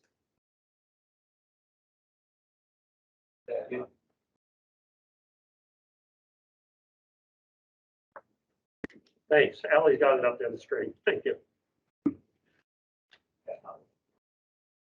So a yes would be to record the recommendation. David, Bogart. I'm gonna vote yes, because I apologize, I know we're far into this. The veterans tags, how are they incorporated into the? So the veteran is a priority draw for regular season permits. So the first 5, they get the first 5 regular season permits. It's not an addition, it's just. It's not an addition, they're part of the regular season. If a veteran's preference was for an antlerless only permit, they would get it. Because And that's set in statute. Yes. Yes, my vote is yes. Okay. Chase Finney, Yes. Mike Colson, Yes. Wendy Butler, Yes. Marty Van Buren, yes. Dave Fielding, Yes. Michael Bancroft, Yes. I'm a yes. Brian Bailey, Yes. Brad Berlin, Yes. Amy Dragon, Yes. and then to the virtual Nancy Matthews Yes. and David Dean, Yes. and is Brian McCarthy back? Yep. He had to, I know he had to jump out to get back, but he's not present. So I have 13 in favor. Mr. Chair, the department will get a press release out on this tomorrow, starting with public comment. Maybe after the pizza break or later after the waterfall proposal, we talk about the public hearings. Yes. We're hoping for, and then we'll be sending a press release basically talking about what the board had approved here tonight. Yep. For the moose hunting. Okay, thanks. So let's break for dinner. Pizza's out in the foyer. Yeah. And we'll reconvene at 7. So we cannot pause the recording, just so you know. So the recording will continue. We're going to cut off the mics. We talked about that. So we'll cut the mics, but the recording will have to stay up. So we'll come back in here to eat. You're on the video.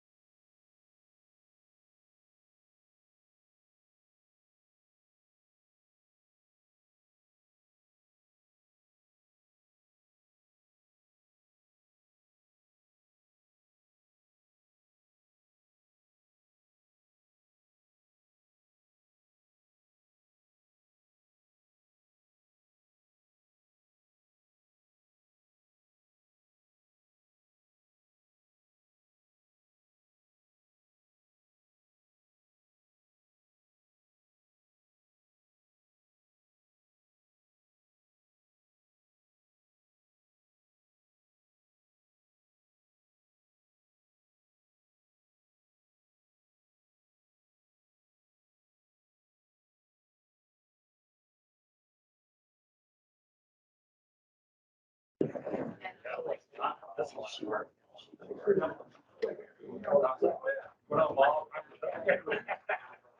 Wow. Oh, yeah. I could get the carpet, just to bring more work here. So, Allison, if we want to start. Yeah, it's off mute. It's off here. Okay, we're good to go. Next on the agenda is Waterfowl and Commissioner. Get it up. Sorry. So there's a report you have in your packet. It's well written. I'm going to hear from the author, but Mark, did you want to introduce? Yeah, I would. I've already given you the introduction to Dave earlier. I'm David, but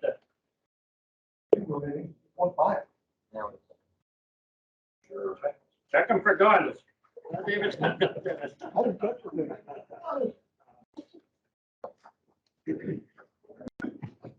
So this is a very similar proposal that you've probably seen in the past.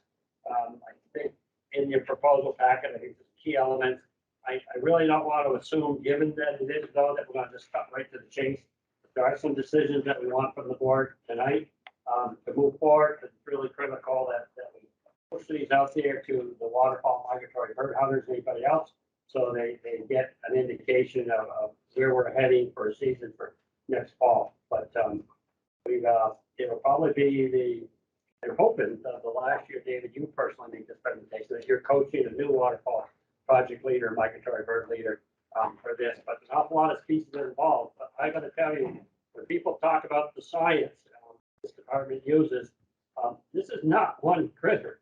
This is many different species of waterfowl and migratory game birds that are included here. And the scientists are off the chart. I get to see it. This is not Vermont acting in a vacuum. It's fellow scientists in every single state throughout the East, in the Atlantic Flyway, and maybe 17 or so. I may be wrong in my number, but and also the Canadian provinces are involved. Although as we learned earlier, they set their own regulations. And there's many different levels to this. There's people at the technical level, well at my level, where I make votes on these things, representing the state of Vermont, and here in the department. So Dave, although he's shepherding this is not done in a vacuum of what you're seeing here to do this. And our process here is where Dave works. He works with a few people internally in the department to get this proposal. He sends it to me. I look at it. It goes to the commissioner and as well as our key law enforcement people in the state, because it's important that they've got the regulations out there. In this case, season bag limits and so forth. That is good with them. In this case, I sent it to Lieutenant Carl Whedon, who patrols most of where a lot of the duck hunting occurs along the Champlain Valley. And the colonel and the major also looked at the proposal. Agreed with it. So again, the department proposal, but I got to tell you, David has done the heavy lifting on this as he has has for, 22 years minus 4 dead trees, so you do the math, whatever, a long time, so thank you, Dave. And as Mark said, it's a group effort, and I'm gonna try to go over a lot of that here tonight, just to kind of give you some background with the new board members. Some of you have seen some of this before, but I think it's important just to remember how many people work on this and kind of the scope. As you said, it's not Vermont, we're within the flyway. And just to kind of show you that, we put a map up here of the area that it covers. So we're in the Atlantic Flyway. As Mark said, we've got 17 states from Florida up through to Maine. And then we have, I think it's another 7 provinces in Canada, Puerto Rico, the territory of the US, and then the Nunavut territory up in northern Canada. They send representatives. And we meet twice a year, once in February to go over more of the population aspects of it and the research projects. And then in the fall, late summer, fall, August, September, and we get together more on the regulation packages at that time to make recommendations from the technical section, which we are part of, or I'm a part of, and then Mark as the council, and then they send that up through to the federal government. And you have to remember, these are migratory birds. We share them with Mexico, Canada, and we have federal treaties. So the ultimate responsibility does go back to the U.S. Fish and Wildlife Service, but with these flyway technical sections and councils, it creates that cooperation on habitat joint venture projects and managing the populations, because we are not isolated here. So some of those aspects of it is we have set survey areas. We have an Atlantic Flyway breeding plot survey from Virginia north to New Hampshire, Maine. Vermont has about 76 plots within that, and all the other states, the larger states, have hundreds. And we put those together and get the overall population in the northeast section.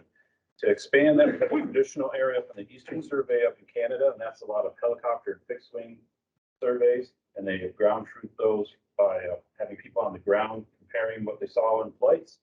And as we've talked about in the previous presentations, they developed integrated population, and that's for groups of state biologists, federal biologists, and they're looking at everything from number of ponds on the landscape, survival rates, harvest rates, sex ratios, and adult ratios. And a lot of that comes from our banding operations that we do. So just looking at some of this survey area, the last 2 years have been really challenging because we haven't been able to do those surveys.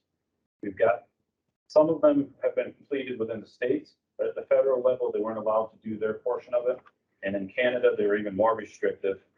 Part of that was, as mentioned in the document, is trying to keep any of the virus away from the indigenous people of those areas that weren't exposed to it. So used some satellites to look at the phenology, the spring phenology of the seasons changing, looked at some of the ice conditions that really affect when the birds can go up there and breed in the primary core breeding areas. And they found that was a little bit later and to average, depending on what part of the Arctic you were in.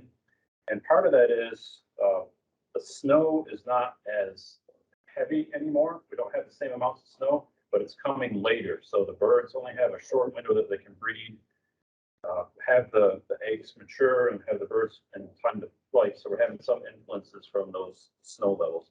And then, as I said, a lot of the surveys haven't been run now for 2 years. So that amount of error in those estimates is getting a little bit wider, being a little more conservative than in past years now. So just quick chart up there. This is ducks overall. This is one species. So you're looking at anything from a redhead to a gadwall to a mallard. And it goes up and down. You see the long-term average is just over 35 million birds. And we're above that long-term average, which is good. A little bit of buffer. And these, and then we also have the goals that are set within the North American Waterfowl Management Plan that they agree upon. So Vermont, I've tried to give you a best estimate. We couldn't estimate anything with wood duck breeding populations or mallards because we didn't have enough plots completed.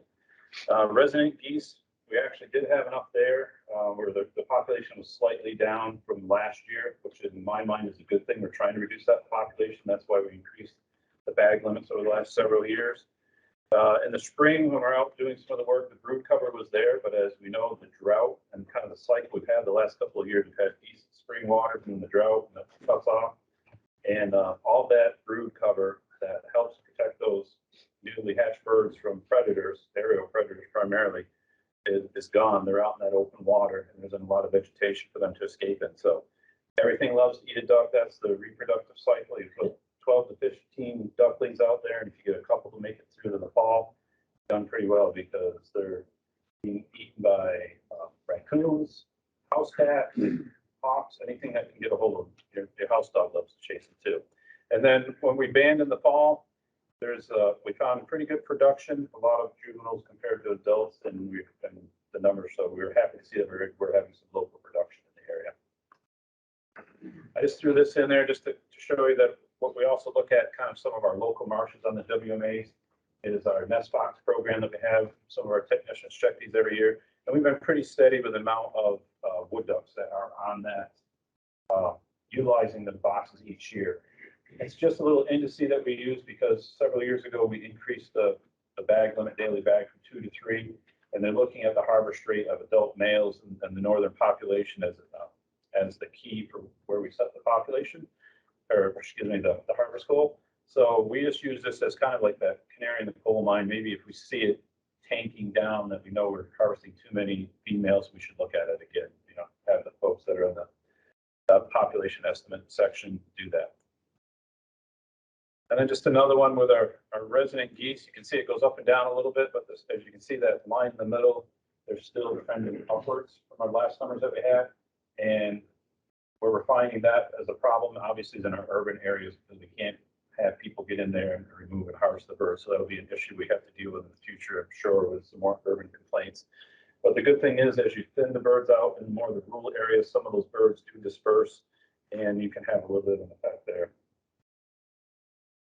And then just as we're going through and thinking about the populations, I'm switching over to geese here. We manage in the northeast, we have actually three main populations. Here, the yellow is the Atlantic population, and that's the group that nests up in the Ngaba Peninsula in the northern part of Canada, north of James and Hudson Bay. And that's primarily what comes through Vermont. We have a little bit of an influence from the North Atlantic population along the Connecticut River zone. And that's why our seasons will be different between our zones, because we're having two different populations that are coming through, and they're both doing, one's doing very well and the other one's holding its own at this point. So we're having different harvest recommendations on that. And then the other one that we have to get people to think about is we have our resident population that's here almost year round, sometimes depending on when the water completely freezes over, that we manage at a more intensive level. But here's just the Atlantic population, the last numbers we had, because the survey goes on up in the Arctic, back from 2019. You can see over the last several years, the breeding pairs were going down, and they were actually maintained at a fairly high level because the overall population was doing well, because geese don't mature to breeding maturity until about year 3. So we had large enough population where, as the breeding population was being thinned out through harvest, we're recruiting them from the younger birds at the same time. The replacement was there. But what we were finding is that, as I mentioned, the snows were later. We weren't having that reproduction, so we weren't recruiting more young birds into it. So it was able to sustain itself for the overall population for a number of years. To now we're starting to have an effect where it was starting to drop on the breeding pairs around the landscape. So we curved back from a 50-day and 2-bird season to a 30-day and 1-bird season. And there's some number over the last couple of years with the estimate, just with predictions from the banding returns, that the population might have increased enough to allow a 2-bird bag limit. But what we were looking at recommending now to be conservative is maintaining at 1. We can get back out there. We're hoping next spring we can get up there and do the surveys, and we'll have a real number to work with, and not just something that's an estimate. I just throw this in there kind of as hunter effort to show you over the years. As you can see, the number of duck stamps sold in the state stays pretty consistent, right around 6,000, sometimes a little more. That's only for duck hunters that are 16 years or older. And then just some of the harvest estimates, and that comes through from a survey that we call the HIP program, which is Harvest Information Program. Any waterfowl hunter that's out there has to fill that out, whether you're 10 years old or 65. And this is basically a system that allows us to register all hunters within the state, and we can take a sample from that and send out the more intensive survey, so they have diaries that they fill out. And they also send in wings from ducks or tail feathers.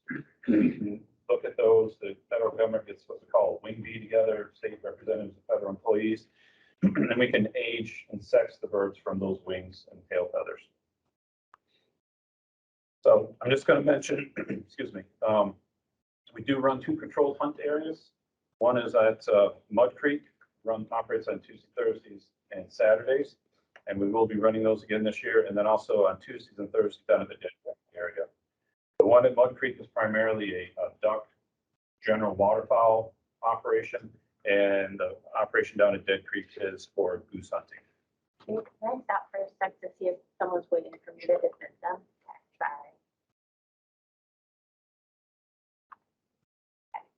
Good thing I did that, Brian wanted it. You're good. Okay. All right, I'll spray you later. So, and then when you're thinking about the recommendations that we're bringing forward to you, as I mentioned, we have zones. We have the Lake Champlain zone on the western side of the state. We share that with New York State, have a combined Lake Champlain zone. So we work with a New York biologist on bringing up these recommendations.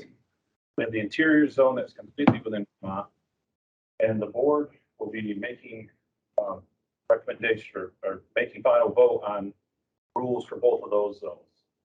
The zone on the eastern side of the state is the Connecticut River zone. That's actually an extension of the New Hampshire inland zone. So their board makes the decisions there. Their biologist, Jessica Carloni, and I work together on coming up with recommendations on that aspect of it. Next week when we get together at the flyway meeting, we'll talk some more on those also.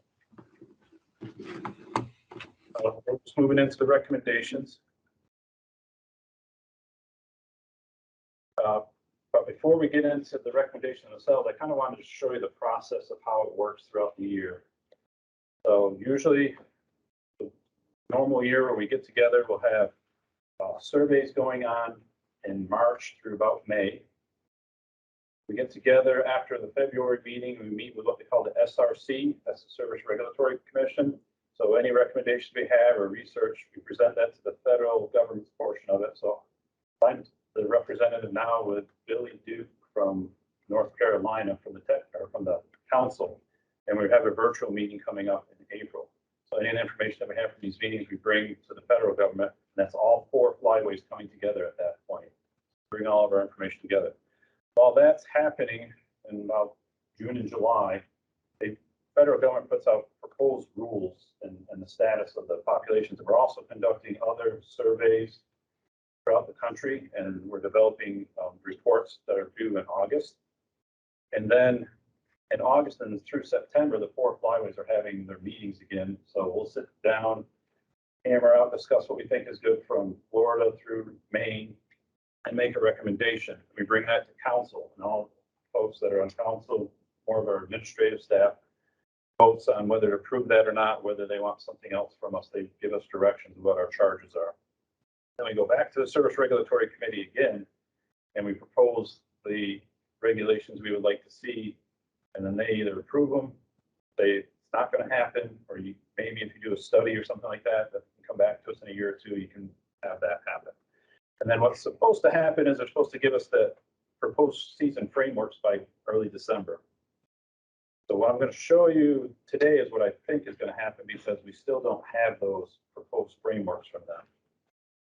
We're supposed to get them again in February 1st. We're still not here. So what we found from the last couple of years is that we'll get them about April, right before we have to have the final section in. So there's a little disconnect with what's going on at the federal level now, and they're still trying to fix that. But so it's just, there's a lot of people working together here, federal researchers, state researchers, and then it goes through a lot of review, a number of surveys, and then it's all brought together. So if everything works out right, when you approve the seasons in April 6th, I think is the meeting, what we had on it. We have to have our selection into the federal government by April 30th. The commissioner has to sign off on it. Then the U.S. Fish and Wildlife Service reviews that one last time. Then it goes into the Federal Register and recorded as that's what our season is going to be for the year. And September 1, we're all happy and we're out hunting. And it just all starts over again. So now we're on to actual recommendations. What I try to do is put on top what the frameworks are, availability of the different seasons, and then what we recommend as a department. So within the September season, that's our early resident season. We're allowed to hunt from September 1st through the 25th. And what we're recommending is that we take that option and that we allow 8 geese per day to be harvested within the Champlain and interior zone. Connecticut River Zone will have 5 geese. They don't have their dates set yet, but they're pretty sure it's going to be September 1 to 25 as it has in the past. We'll have the same seasons. Youth waterfowl days, what we're recommending, these will be all 3 zones together.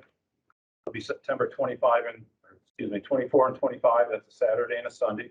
They're allowed to harvest any of the species that are listed on the regular season syllabus that goes out. So same as the regular October, November season that hunters have.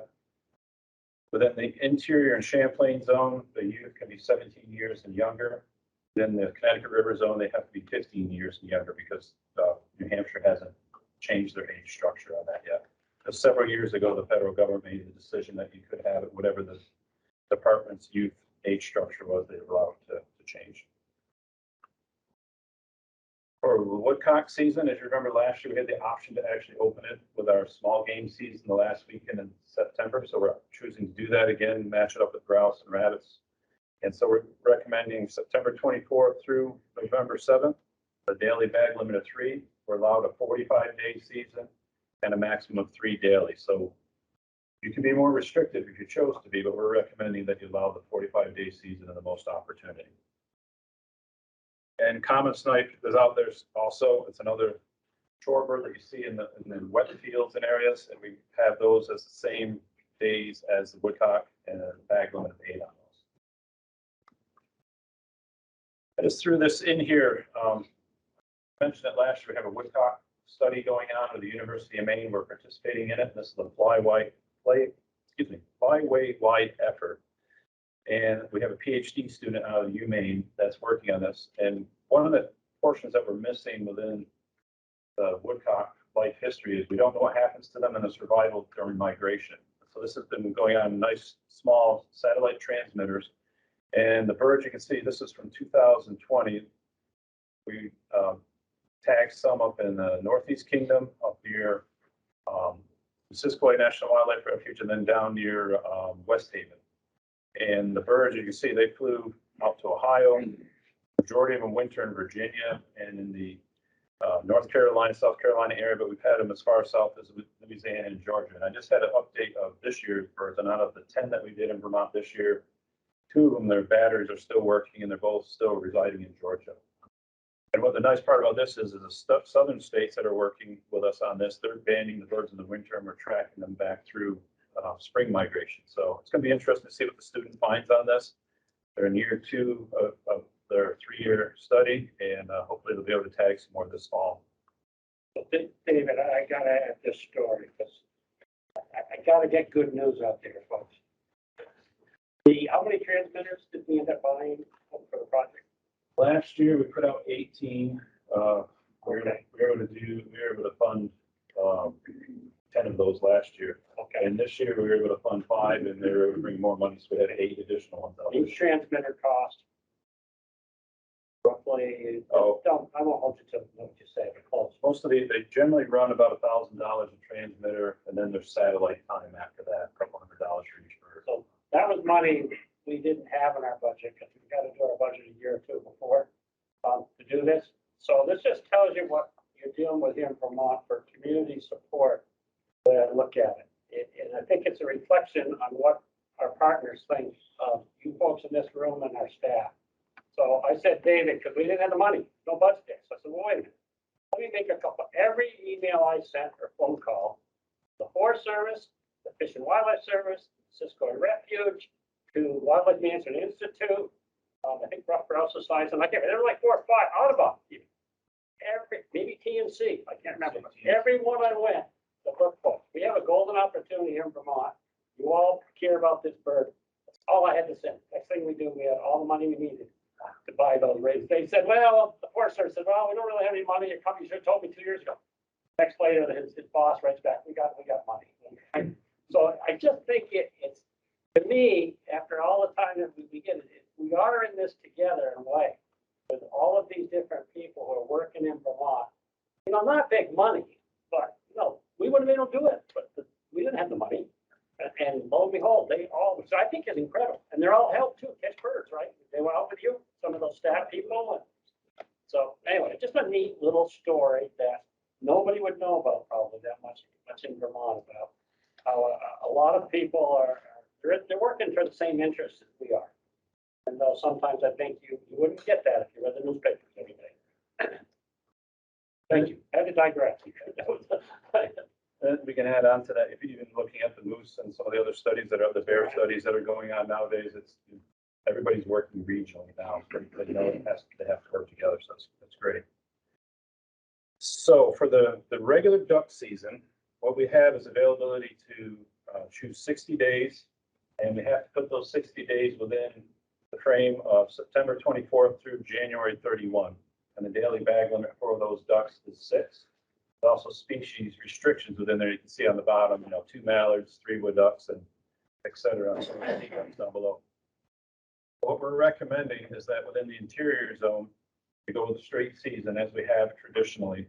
And we're opening up on Saturday, October 15th, and running it straight through to December 13th. That'll use all 60 days.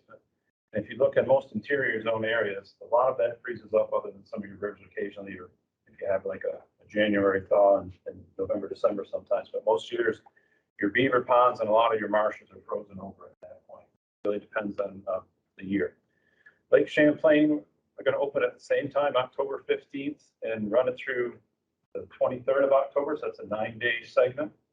And then we can split it for about, I think it's 12 days. Open it back up on November 5th and run it through December 25th. It ends on Christmas. It's not where I wanted to end it, but that's where the 60 days runs out on us. If I had my way, I would have extended it a little longer, obviously, but some people may be able to go out in the afternoon or something on that day too. So that's the full 60 days. Connecticut River Zone is still unknown, but like I said, we'll know pre-April on that one. Mergansers are considered their own species on the side. There's some changes that may happen this year where we're going to take restrictions off the hooded merganser. It's an underutilized species anyways, but what we're thinking is that we'll be allowed to have 6 birds in the bag if you use it within your regular bag limit. But there's also a special bag limit for mergansers, and this is where people get confused. You can shoot your 6 ducks, and if you choose to, you can have 5 additional mergansers that you can take in your bag. So technically, you could end up with 11 birds in the day if you really wanted mergansers that badly. So, and we're just going to mirror those up with the proposed seasons of the regular ducks. And then the AP Canada goose, as I said, that's the migratory goose population. We allow 30 days, and we can't open that until October 10th because we're trying to let some of those birds fly through and get down to the wintering areas without being hunted throughout the whole segment of their migration. And we're allowed to run that through February 5th, but what we're looking at doing is opening it on the 15th with the regular duck season. So that way Saturday, then the marshes are exposed to hunting before that. And the field areas will be hunted in the September season, but they'll be rested at this point, and running that season straight through for the 30 days we have to November 13th. It's going to be 1 bird per day still. Hopefully next year we get the surveys, we'll see that they're doing better and the season can be expanded.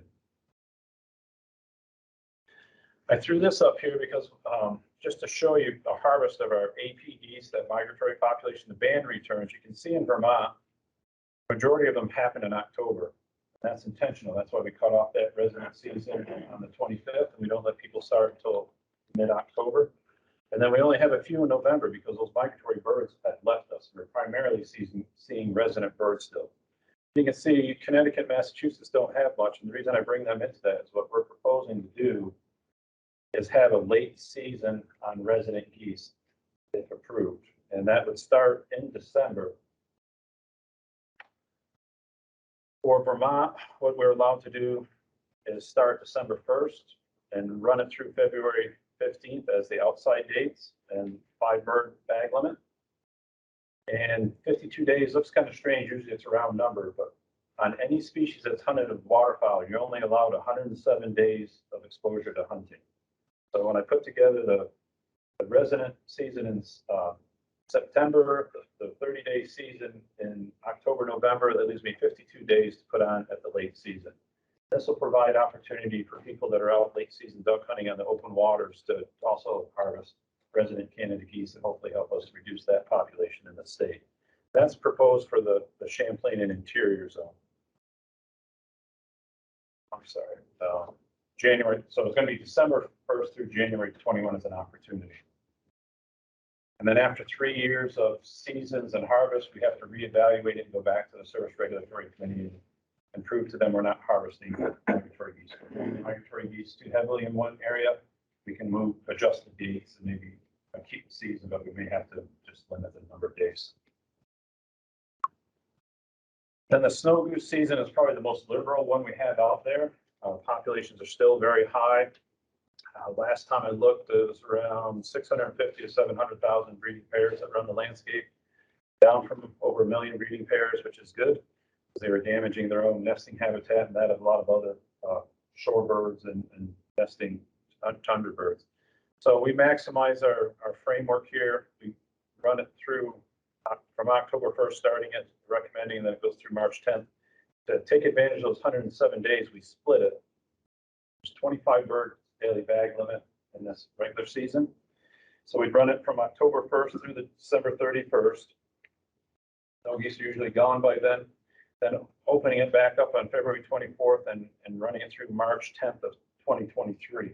What I did there is I backdated it from where we can open up what we call our conservation order. It's not a season technically. It's a special order that allows us to hunt outside of the normal frameworks. So we would open the conservation order on March 11th and run that through the Friday prior to youth turkey hunting. That just gives you a big window to try to find the birds. Most of the time, the birds, when they come through in the springtime, they're pushing up through wherever the snow line is. So if you have an early melt off, the birds will probably be up on the Canadian border instead of down in the Addison area where people used to target them pretty heavily. But it just gives you that opportunity. Unfortunately, sometimes it creates the impression that they're going to be there. And so we have to always educate people that they may be there and you have to do your scouting. So during the early segments, it's 25 birds, but during the conservation order, it drops down to 15, and that's what it was set at years ago. And you need to change it since most people don't harvest that many in one day. And then the Atlantic brand, we do have an opportunity to have a 50-day season with 2 birds, and we started that with the regular duck season. We ran it to the straight 50 days through December 3rd.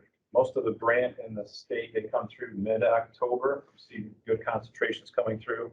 Unless they have a nesting failure one year, that seems like the adults come through earlier. I've seen them come through on youth weekend last part of September. So it's really dependent on what the production is each year. And then there is a chance to have a falconry season. We have a small group of people that use falcons to hunt game animals out there, but they do love to do that. And they are allowed to hunt any of the open seasons, the regular duck season, goose season, anything like that, but they're restricted at the federal level to only 3 birds per day instead of 6. I don't know whether that's something that's historically out there, and what they have to be careful of if they're firearm hunters, you can't exceed your 6 birds per day. So if they wanted to go out and take 3 with a falcon in the morning and go out in the afternoon and shoot 3 more birds, they'd be safe. It's something to have. And then I just threw these up there. This is information from eBird. Birders and hunters send in information to the Cornell lab, and they put when the birds are on certain areas and locations and dates. And it's just to kind of show you what we tried to pick. The green line is all ducks put together. So our season, we're looking at the October 15th. Look at that green line. We pretty much hit where the peak starts. That's influenced by the number of wood ducks and teal that are here. Those are the early migrants. As soon as you get a frost, they start heading out of state. And then we ran it through October 23rd, I think is what we had on our season. And you can see we still hit that peak. We're starting to build up on divers, starting to build up on black ducks and mallards a little bit. Then we take that break. This is for the Champlain zone. And if you look where we put our second segment, our mallards and black ducks are peaking at that point, and our divers are steady. And our early smaller dabblers are out of here, but most people are targeting the hardier, bigger ducks at that time. So we've really captured when the birds are here. it's hard to tell, you get complaints that there aren't any birds here, but you have to move around. A lot of us go to our traditional blind sites and we set up there opening day and it's either good or bad depending on the season. But if you do your scouting, there are some birds out there. Last year, I think was an exception. I had them up. We were talking about this earlier. The birds just did not cooperate. They came through later on. So this is the norm. Doesn't mean it's going to happen every year. And the next one, we kind of break them down into early migrants. And again, northern pintails, teal, the variety of teal that we have, and wood ducks. You can see we hit that peak pretty well with our segment. And the next one will be diving ducks. Again, you can see we hit the higher levels. So it's not just the surveys that we do. We're looking at what other people are using and contributing. It's more of a citizen science aspect right there. And then I always like to mention the duck stamp that we have. Every hunter out there that's 16 and older has to buy one of those if they want to hunt migratory waterfowl, or I shouldn't say migratory, all waterfowl migratory, but migratory or waterfowl. And established back in 1986. Hey, look, we've raised almost $6 million with that, put $3 million of it on the ground. And I just saw the numbers today, the updated. The fund did very well this year, 13% return. So we have $450,000 to put on the ground. And what we use that for is land acquisition projects, enhancement projects. And we use that as state money as match against our federal PR dollars. And Mark, I don't think he was at the meeting today. He had another meeting going on, but we also contribute to projects that are going on up in Canada where our breeding birds come from. They use that to match up against what they call North American Waterfowl Conservation Act funds, NOCA funds. And those are usually $1 million plus grants that they get. And then I just threw this up there again to show kind of that duck stamp. We've been very steady. We have very good retention of waterfowl hunters in the state. And initial high point is when the collectors were buying those stamps early on. And then I think it was 2010, we eliminated the artwork portion of it. Now it's more just tags. So it's been just pretty steady. So we about 6,000, 7,000 stamps.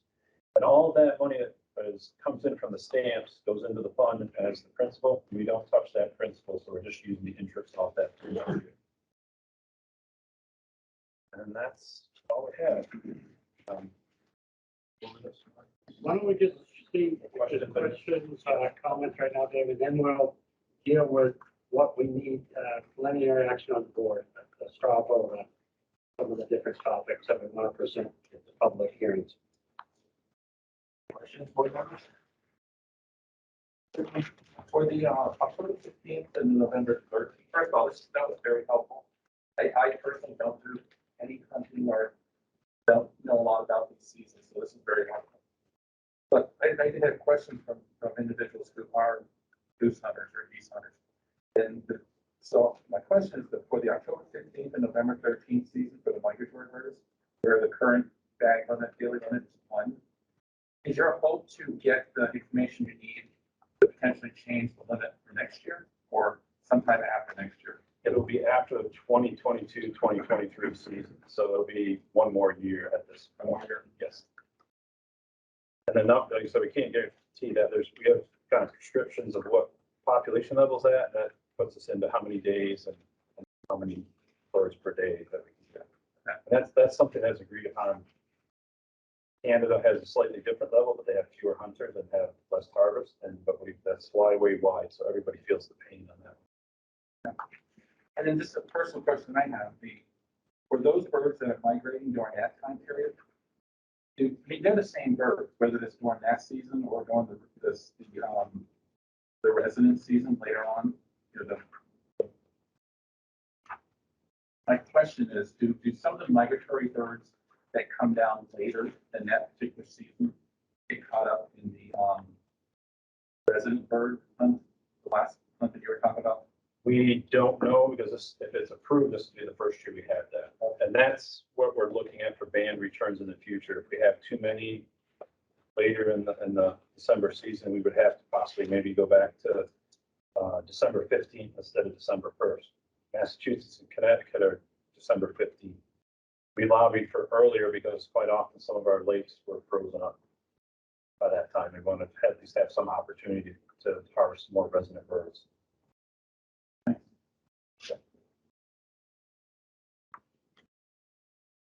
Such a thorough job. I'm just not getting the question. Hard to argue with 60-day season. People will.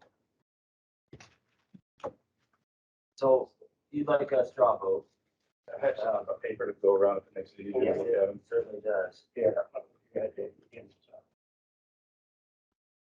So what we've done is, and I emailed it to you, David, Nancy, and Brian. But it basically is all in your packet in the beginning of the summary, but what we're handing out now is a sheet that really looks at in detail all the critical decisions that the board could make. And you could go down through each one, do a straw vote, Tim, or we can, if the board is all in favor, we can adopt them all, and then we could go back if there's one or two that there's concerns about that we're proposing. But Yeah, these essentially are decisions for the board they could make change. let's, I prefer to just do one vote for everything unless somebody has an issue with one of these seasons right now. It is just a straw vote, but you know, your official ones, 3 months from now. So does anybody have something specific they'd like to address on this? Or questions. I think it's really important that you as board members know what you're approving. Yeah. When we did rush this before the first time, I remember our former commissioner, Barry, had some real, wait a minute, what did I just vote on? Yeah. And so that's why we broke it down, so you know exactly every element that we're asking you that's in the proposal. So I would maybe recommend go down through them, Tim, and if people got any questions or wants more clarifications. All right, let's go through each one. I'm gonna turn it back over to you, David. You read each bullet point. We'll see if there's questions around each one. So that we hold the liberal season allowed under the U.S. Fish and Wildlife Service federal framework related to seasons, lengths, and daily bag limits. Or it has the option to be more conservative if they choose. So, Does anybody have any concerns with that? All right. When to open the 2022 duck season? Open it this year on Saturday, October 15th, and run through December 13th for the interior zone. The Lake Champlain zone, October 15th through October 23rd, and November 5th through December 25th. Concerns with that? Quick question. Yeah. Does that alternate every other year? It used to be open during a weekday and then a Saturday the following year. It'll alternate that way? Last year was a Wednesday. I think in the future, I would like to propose that it be Saturdays because it gives more opportunity, I think, in the long run. But the survey that we've done in the past and we're hoping to redo the next year or so, survey hunters and see when they would like to have it open. But right now, Last year, so that was 2015 that you did that survey. correct. So we're coming up on 7 years, and by the time we get it going, it'll be another year, and then so we're looking at probably about 8-9 years. About time. Maybe that's a question we can have at public meetings, public hearings. Yes, we put it out there, yeah. So what we did is we, if you recall, the last couple of years, we put that on there when to open, Wednesday or weekend. Then we asked why.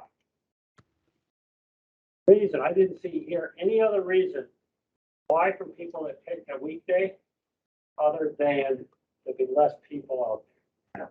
So that means some people gotta work, but I don't. So that's, to me, as a director, I have real concerns with that. We're not providing equal opportunity for everybody. So when I got thinking about this, I never was in favor of this. I went along with it. But I really, when we got that information back loud and clear, I think we have to look at ourselves, and anybody who's a duck hunter knows. It's the first couple of days out there until you spend a lot more energy and time later in the season. I don't think you can make the same argument for turkey hunting. Sometimes, even a lot of people have the first day, that may not be the best day. I've got 31 days. For me, premier duck hunting for the average person who wants to hunt, the surveys told us most people for the weekends. But hey, it didn't bother me. I could probably, we could get it when it's there, but I really feel we got to think about that one. If we ever pick a season that people can't get out there due to financial reasons or restrictions on what they do for things like that. So, but if we can come up with a different reason, I think I would probably feel different about it, but we did ask that and he got that information. Some of you board members, I think, were there too at the Burlington meeting. When we did that feedback. That all of these season frameworks are social. There's nothing biological about them other than the amount of exposure days to hunting. Today with maybe a state holiday. I was called to second that. Board members virtually, I can see two of you, but I can't see Nancy, so, I mean, I can see David and I can see Brian. If you guys have something to say, just wave around. I don't want to leave you out on accident, so. Good. Didn't hear any other concerns with that. Second bullet point, so. Third one is the scop season. We're proposing to have, maintain the daily bag limit is 2 birds for the first 20 days. And then the recommendation is 1 bird for the last 40 days. It does make it a little more confusing. It gives a little more opportunity. We put the 2 bird limit at the beginning of the season, and we tend to have more scop moving through the state. But they really crunched the numbers hard at the harvest working group. And that's what they believe the population can sustain for harvest. The other option is we could make it a 60-day season of 1 bird per scop instead of the 22. But we're proposing to be more liberal and have 20 and 2 and 40 and 1. What have you heard from hunters on that? They seem to accept it, but it's, people that have been duck hunting a long time know that they have to look at the regulations every year, and you have to really be looking at them almost every day. For a new hunter, it would be a little more confusing, and that's where some error can happen. But they'd love to have obviously more birds per day. But the population is error. Yeah, I was going to ask law enforcement there. Has there been error? I have no idea. I have a good honest answer. Yeah, I haven't heard of any real complaints. I've had some people call me from their duck line and say, what's the limit today? They're confused, but I told you that. I'm guessing if you don't know, then it's probably not that big. Any other questions about that? Yes. All right, so opening of the resident candidate goose season, September 1st and continue through September 25th. And if approved, December 1st and continue through January 21st. The daily bag limit on the 25th would be 8 birds per day, and the later season would be 5 birds per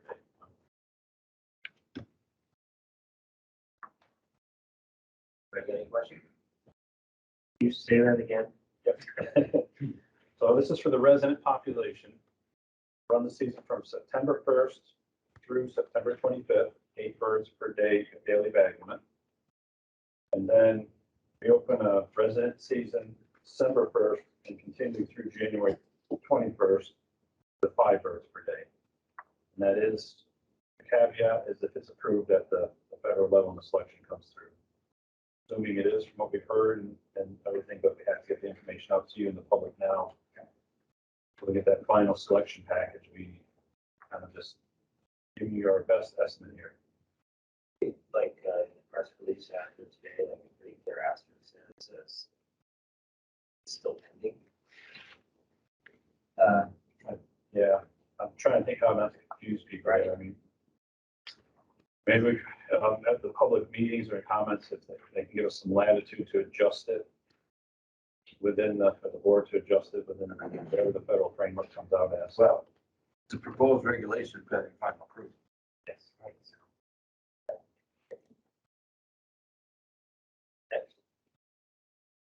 So this would be the 2022 migratory goose season. So this is the migrant population. And open the migrant Canada goose season on October 15th and run it through November 13th. Then also we'll be looking at the snow goose season of opening it on October 1st. That'd be opening 15 days earlier.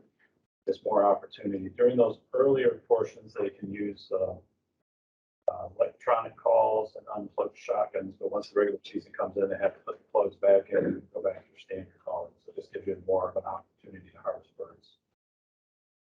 And why isn't blue geese? They're in the snow. They're snow geese. They're just a dark phase of snow geese. Okay. So they're all covered in one. Occasionally, we get some white fronted geese that come through, and we count those as Canada geese. We're allowed to do that in this section. So pretty rare for the, they're usually mixed in with the Canada flocks. People should have been thinking that they're the Canada goose.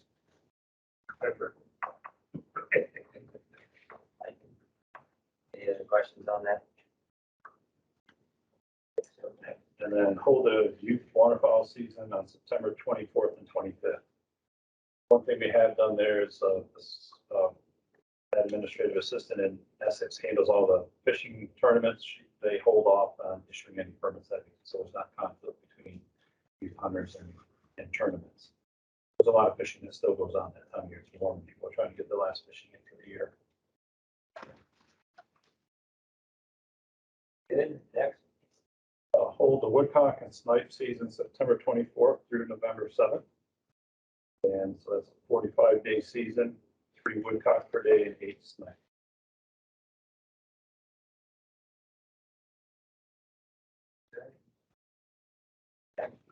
And for the falconry season, we're just going to continue with the standard season that we've had the last several years, 3 birds per day harvested during any of the open seasons.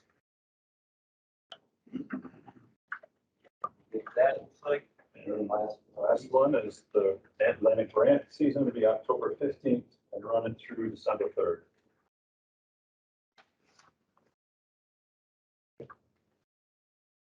Not sensing much pushback, but let's just do a one formal draw vote. You're looking for a motion? Yeah, I'll make that motion. okay, Present the And then, proposal for public comment as presented. yeah, the second. Okay.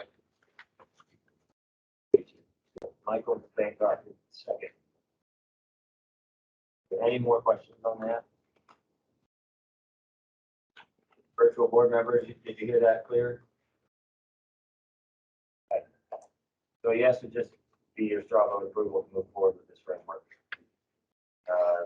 Dave, Kovar, Yes. Casey, yes. Mike Colson, Yes. Wendy Butler, Yes. Marty Van Buren, yes.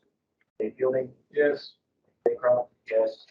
I'm a yes. Brian Bailey, yes. Beth Berlin, yes. Megan? Yes. Nancy, Yes. David, Dean, Yes. and Brian McCarthy. Yes. That is unanimous.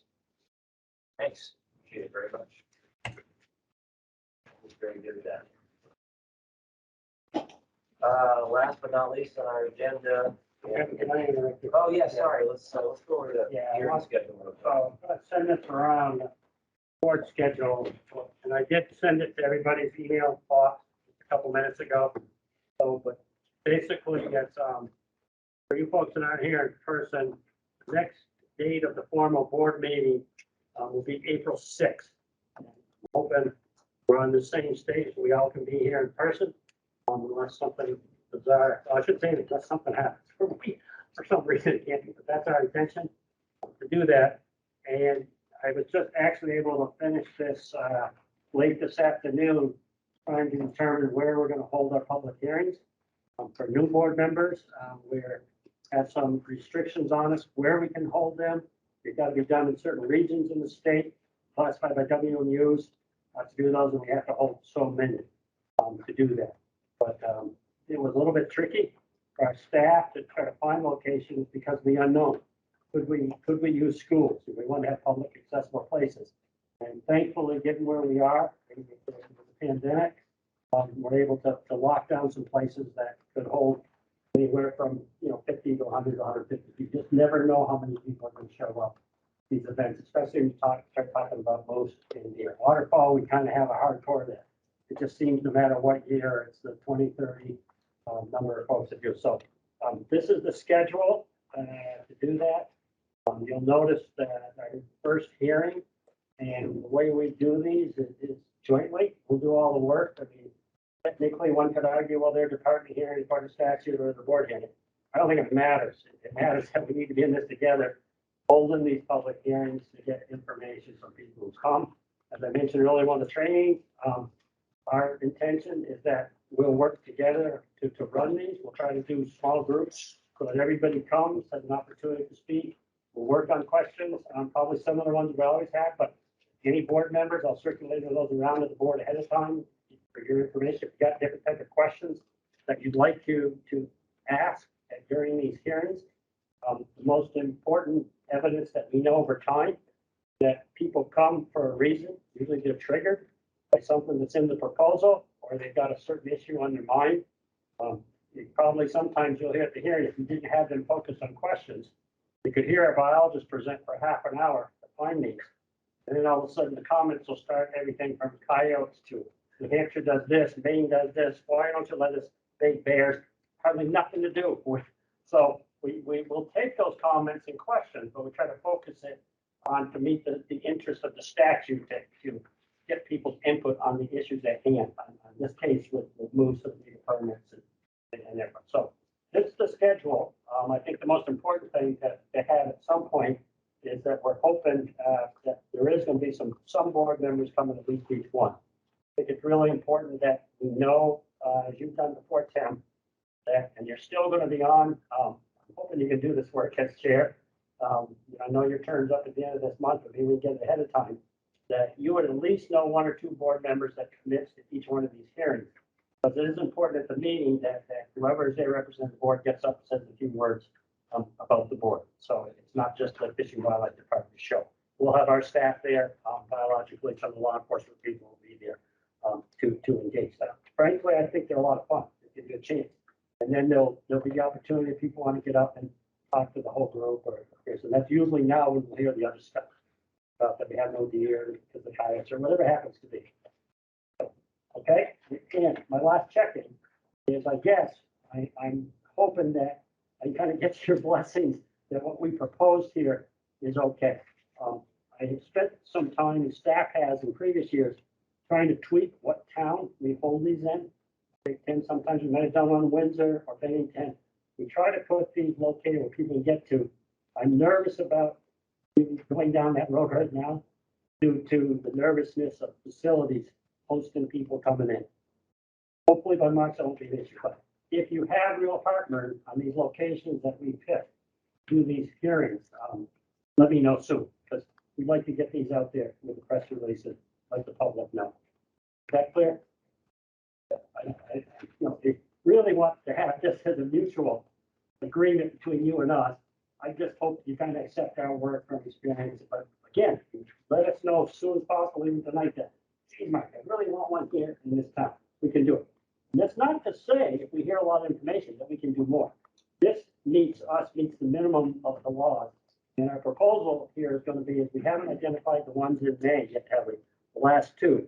And so you'll notice we're going to have to do two more in May. That's after you initially approve what will antlers and deer hunting will be looking like this fall. So people have something to react to instead of just their own thoughts. And we intend to have one meeting statewide here, just virtual. So anybody can come and comment. But the Essex meeting, we're going to try to run it because the facility, we own the building. We can do both. We'll do it live and we'll do it virtual, as Ellie has done here for the board. Good? That's good. Okay. All right. Great. I sent this to your box as well. So you got it. Okay, now, I jumped the gun there. Now we're on to the traffic petition.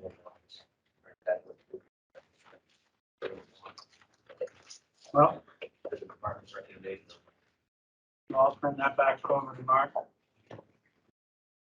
The traffic. Oh, sorry. Yes. So, hopefully, did everybody get a copy of the petition?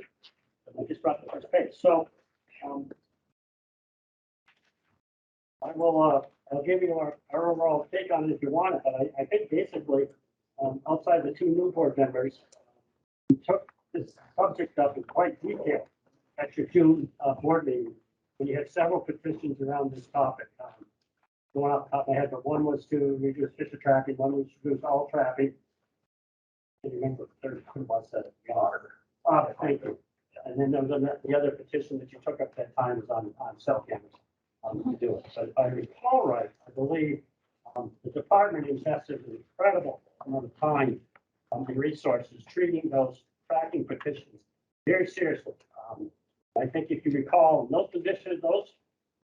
presentations were videotaped and they're still available if anybody wants to go back and look at those. But I believe, without looking at the minutes again, there was a unanimous decision of the board to reject those 3 different petitions. So I think it really came up to what the board's pleasure is right now. And the way we do it for the new board members, and I don't want to just pick on you, Jamie, you, David, and I've been here a couple of years because you're not dealing with this all the time.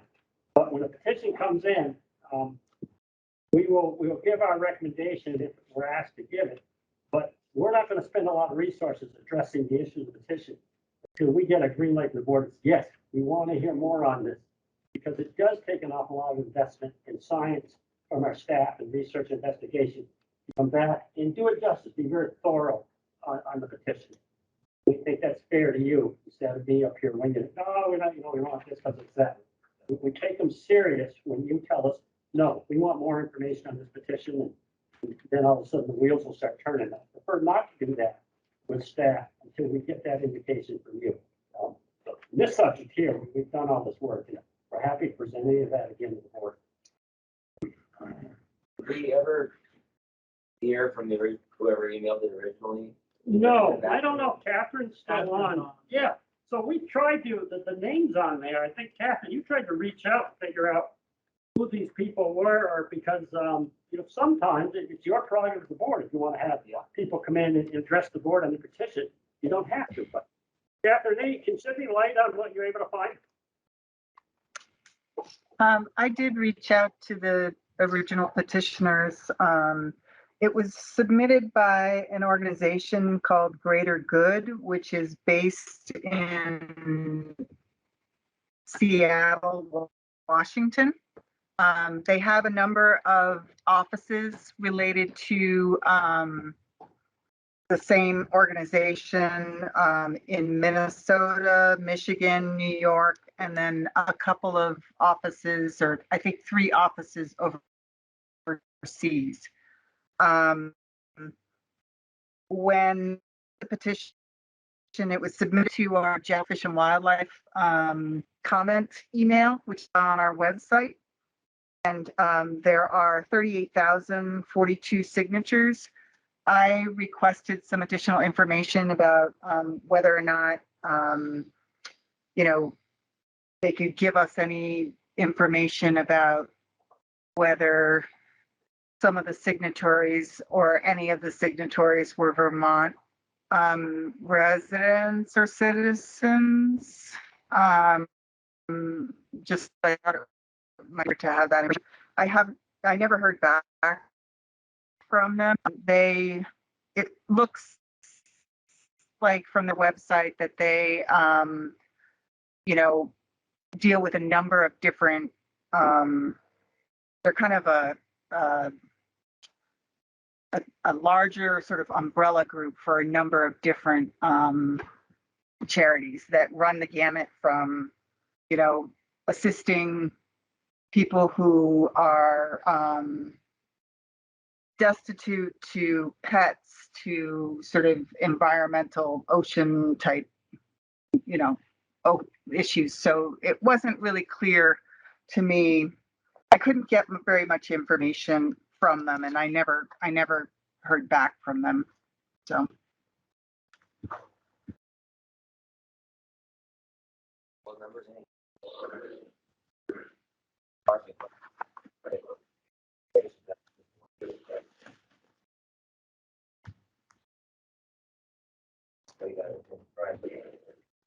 First of all, are we obligated?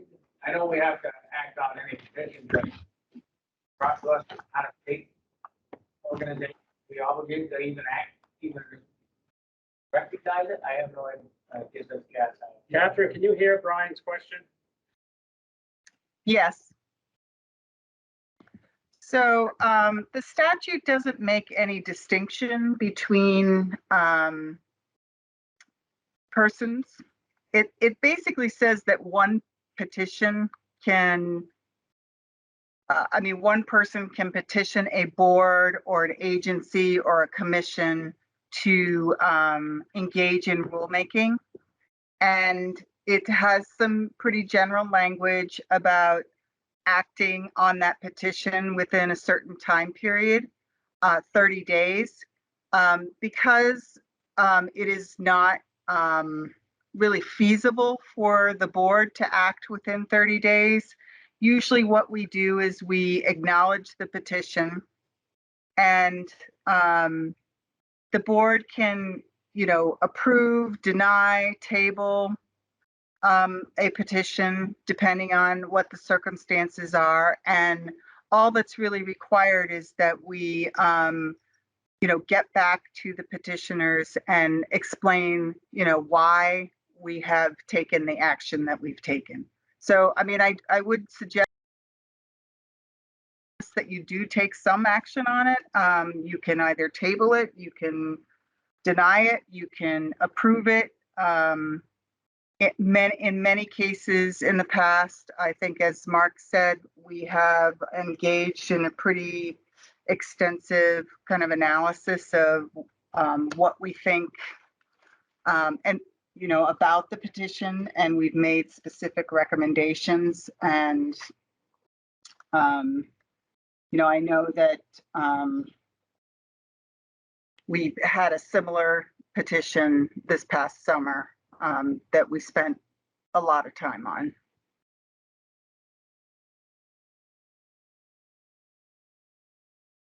Did that answer your question?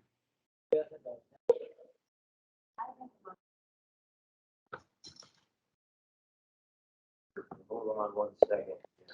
Wendy's made a motion to deny the petition. Who seconded that? Marty did.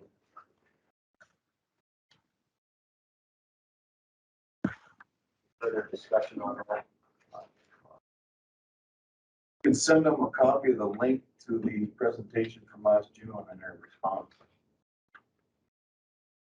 Yeah, I mean, that's like the Royals. Or why? They all left. It's certainly not a model for having changed the way that this was presented. That's my thoughts.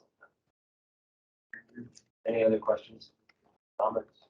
Ready to vote? So your motion is to deny the petition. So yes is to deny. No is to do the opposite. Virtual board members, David's got his hand up. Sorry about that. There is also, at least in my mailbox, another individual permit from Protect Our Wildlife, dealing with the location of traps near hiking trails and others. Is that affected by what we're doing here? Secondly, I've picked a couple of names of people who have been in touch with me now and in my previous life, and just did a search on that petition we are talking about now, and their names are on it. So there are, in fact, Vermonters who have their names on this petition. I don't know that that is of great import, because I find the petition pretty weak tea in terms of not identifying where these people come from, or even if they're real. I spent a lot of years getting petitions signed, and my town clerk set a standard in terms of identifying people that sticks with me. So I have a couple of questions. There are going to be more petitions coming in. Does a decision on this petition block those automatically? And I have always understood that a responsiveness summary was necessary in terms of petition for rulemaking. And is that part of your suggestion, Catherine, that when you said we have to make a response?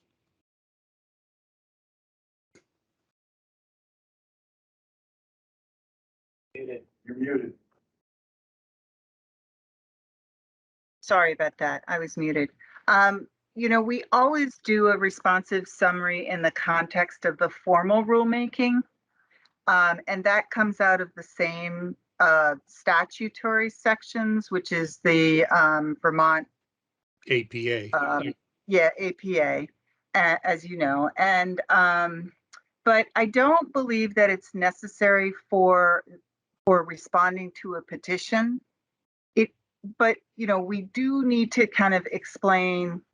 I can read the language to you. Let me just pull it up. It's not very long. It's a single paragraph. So,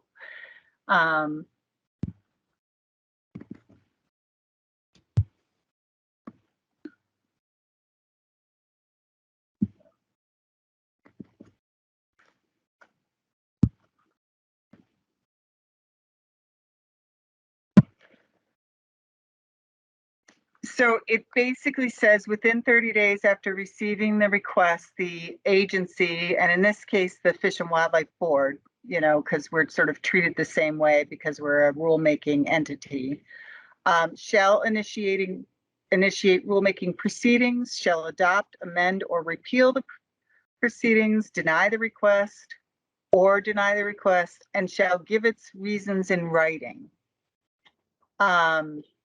So I don't know that we necessarily have to do a responsiveness summary because it's at this stage we don't have a really detailed proposal like we would with a rulemaking process, but we should write something up and send it to the petitioners, and I certainly can do that based on what the board's recommendation is as a result of this petition. And I also could include a link to the to the presentation that was done this summer that I think addresses kind of the underlying petition subject matter here. As to your previous question about whether denying this petition prevents us from subsequently granting another similar petition, it is no. We can take up, when somebody, if somebody comes back to us with a petition that is narrower or slightly different or even the same, we can take it up at some future date and say yes to this part, no to that part, whatever we feel is sort of appropriate under the circumstances. I would suggest that whatever response we are going to make, that it in fact be politic. And I don't mean partisan politic. I mean that it be not harsh in terms of rejecting it. And I will trust to your good offices to come up with that kind of response. I'd like to suggest that we could respond, because they had a specific request, which was to ban leghold trapping in Vermont. And I think we could just say that we could deny this because it is not in keeping with the recommendations of our biologists or our current regulations, and we see nothing in it to compel us to think otherwise. It certainly didn't suggest that we were not keeping with our mission, because our mission is the conservation of all species, fish, wildlife, plants, and their habitats for the people of Vermont. There's nothing in there that suggests that the management we are currently doing of trapping is detrimental to that mission.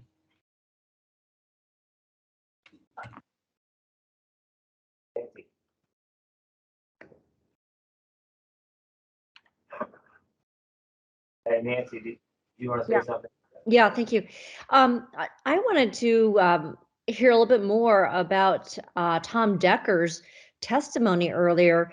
I was particularly concerned And he's a well-respected wildlife biologist, particularly concerned if this is the petition that misrepresents his data and his book recommendations, then I think that should be discussed, because my read of both his work and of the department's guidelines is that there's nothing that contradicts what he has recommended in terms of humane trapping.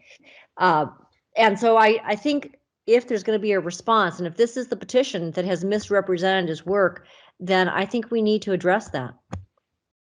Nancy, he was referring to the petition submitted last June.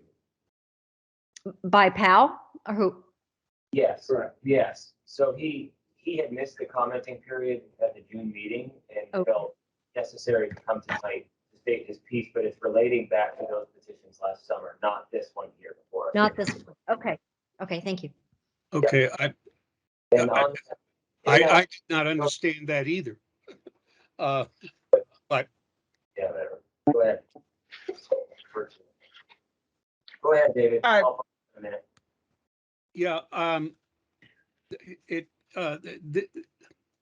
in my area and in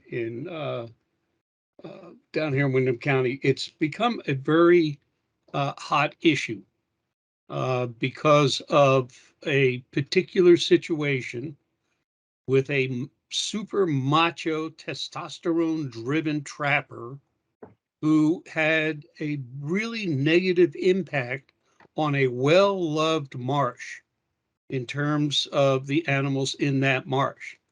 Now, I agree, and I'm sure many of you do also, that not all trappers are going to be jerks and irritate people simply by their attitude.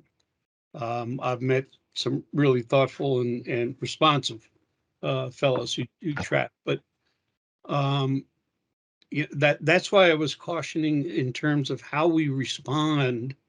I think is important, because and the reason I mentioned the second petition that is in my mailbox, I don't know if it's in anybody else's mailbox, but it's in my mailbox.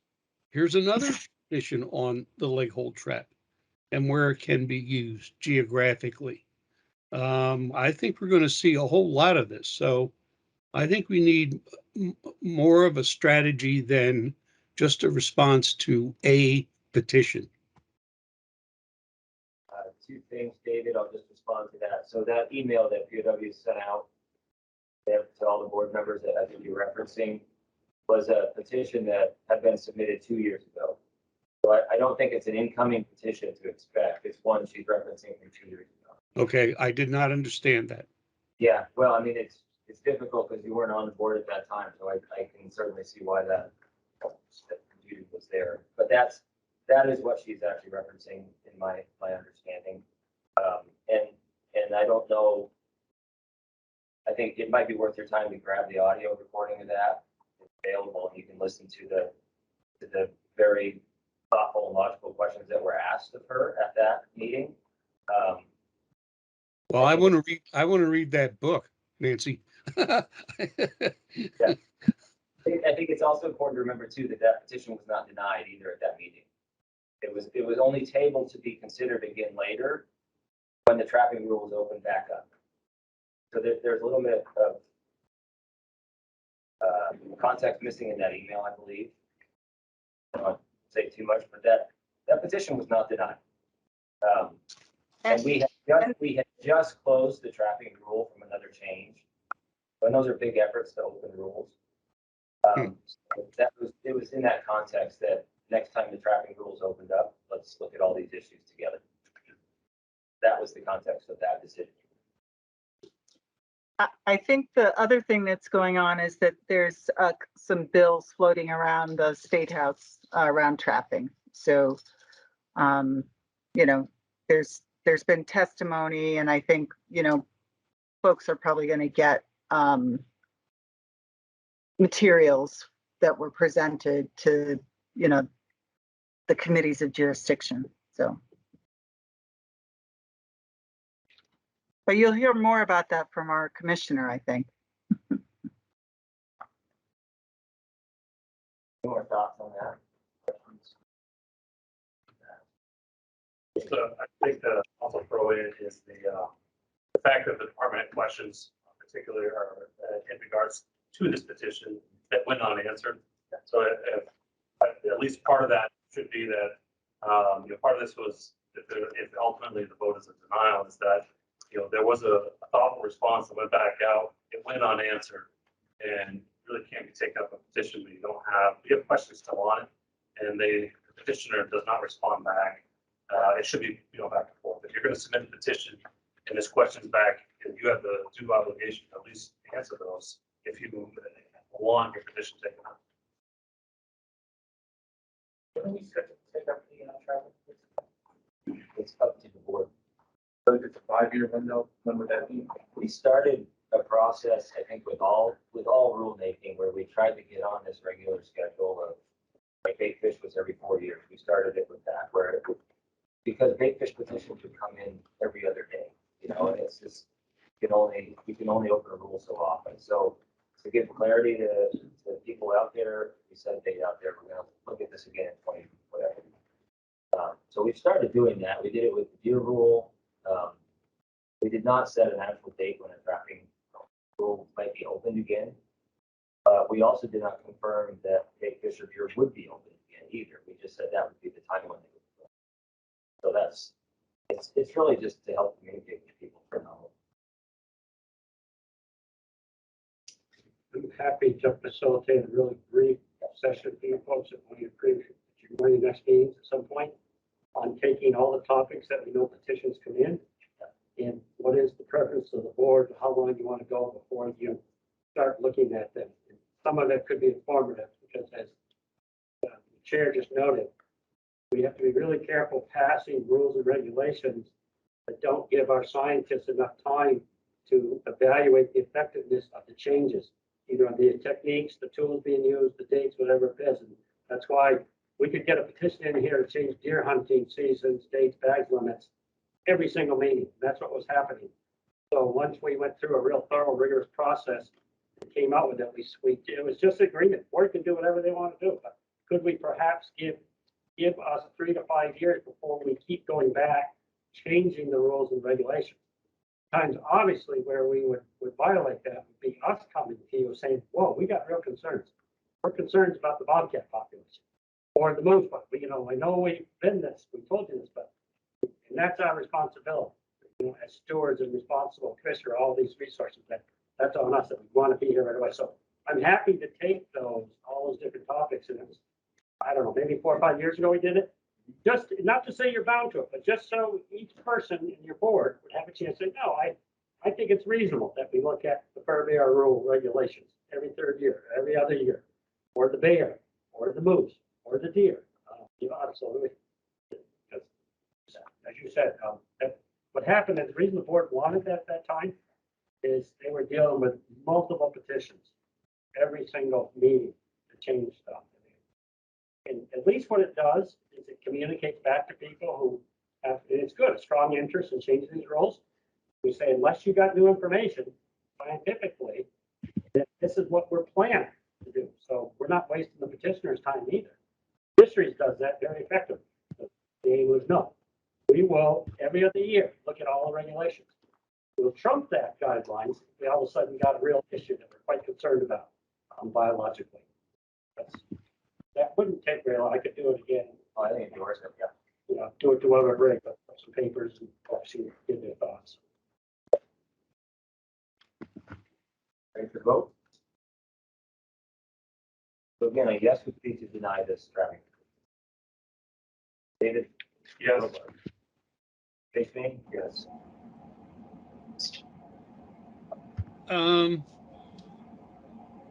Is the vote started?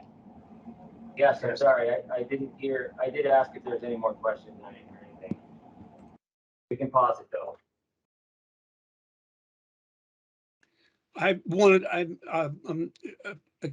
Because I just don't know how the board operates or whatever. I'd like to see the response before we actually take action. In other words, put it off until the next meeting. I know we have a 30-day time limit, but I don't think that's an expectation at this point. That we meet that time limit. I mean, and then if that's not possible, Mr. Chairman, I will vote yes on the motion to deny the petition. But and maybe it's just because of my geographic area and the issues that are happening around here that I am particularly sensitive to this. Yeah, I do appreciate that. We do have the motion on the table to deny it. So I think we'll follow through with that. If you want to vote against that petition because you prefer to see that in writing first, you're welcome to do that. Others can too, but that hasn't typically been the way we've operated. We look at a petition and we make a decision on it. If it's moved forward, there's way more legwork that goes into it before anything major is decided on it. If it is denied, then the department sends a response to the petitioner with the results of their vote, of the board's vote, with some reason why it was denied. Tim, this is Nancy. Can you reiterate the rationale for a decision to deny? Can you just articulate that so I can hear that, please?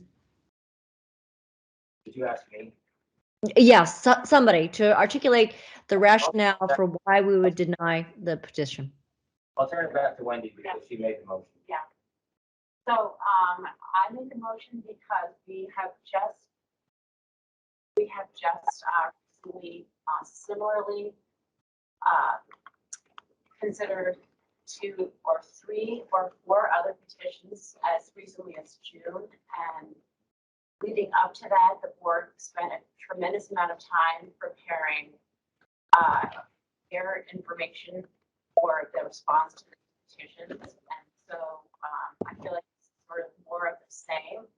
The information is out there, available for them to, the links can be shared when we give the response that this is, something that's been recently discussed and considered, and so for this reason, and until David did a little search, we weren't even sure who these people were from, or where they were from, what state they're from, if they're even Vermonters. So it just didn't feel like we needed to continue to put any more resources into this petition.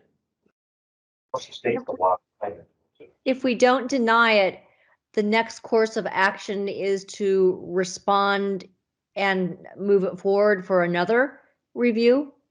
I guess I'm confused on the process. If it does or does not pass, what's the next step? If we allow it to move forward. It would be my expectation, Nancy, that somebody makes a motion to do something else with this. I mean, we can't just have it hanging, so we could table it, or we could ask the department to come back and give it and follow up further, but those would be the 2 things we could do. We could table it, or we can move forward with it and ask the department to come back with a recommendation based on. Could I, Mr. Chairman, could I make a motion that we table it and that it be placed on the next agenda? We already have a motion on the table. David, if this motion fails, then yes, you can do that. We have a motion we're going to follow through on now, and if that motion fails, then you could do that. But Catherine, correct me if I'm wrong on that. Yeah. See, again, I don't know how the board's process or even what rules we're playing by, but I'm tabling the motion to deny.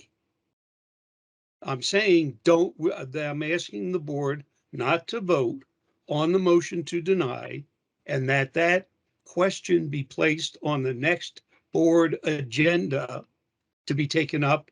The question being, shall it be taken off the table? And at that time, we'll have a response from the department that we can look at and then proceed with the vote. So I'm not sure that the motion is out of order, sir.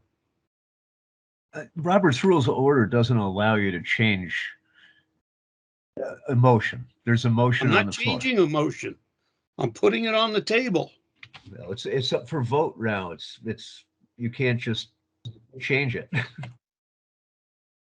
David, there's a motion on the table. We're halfway through the voting on that motion.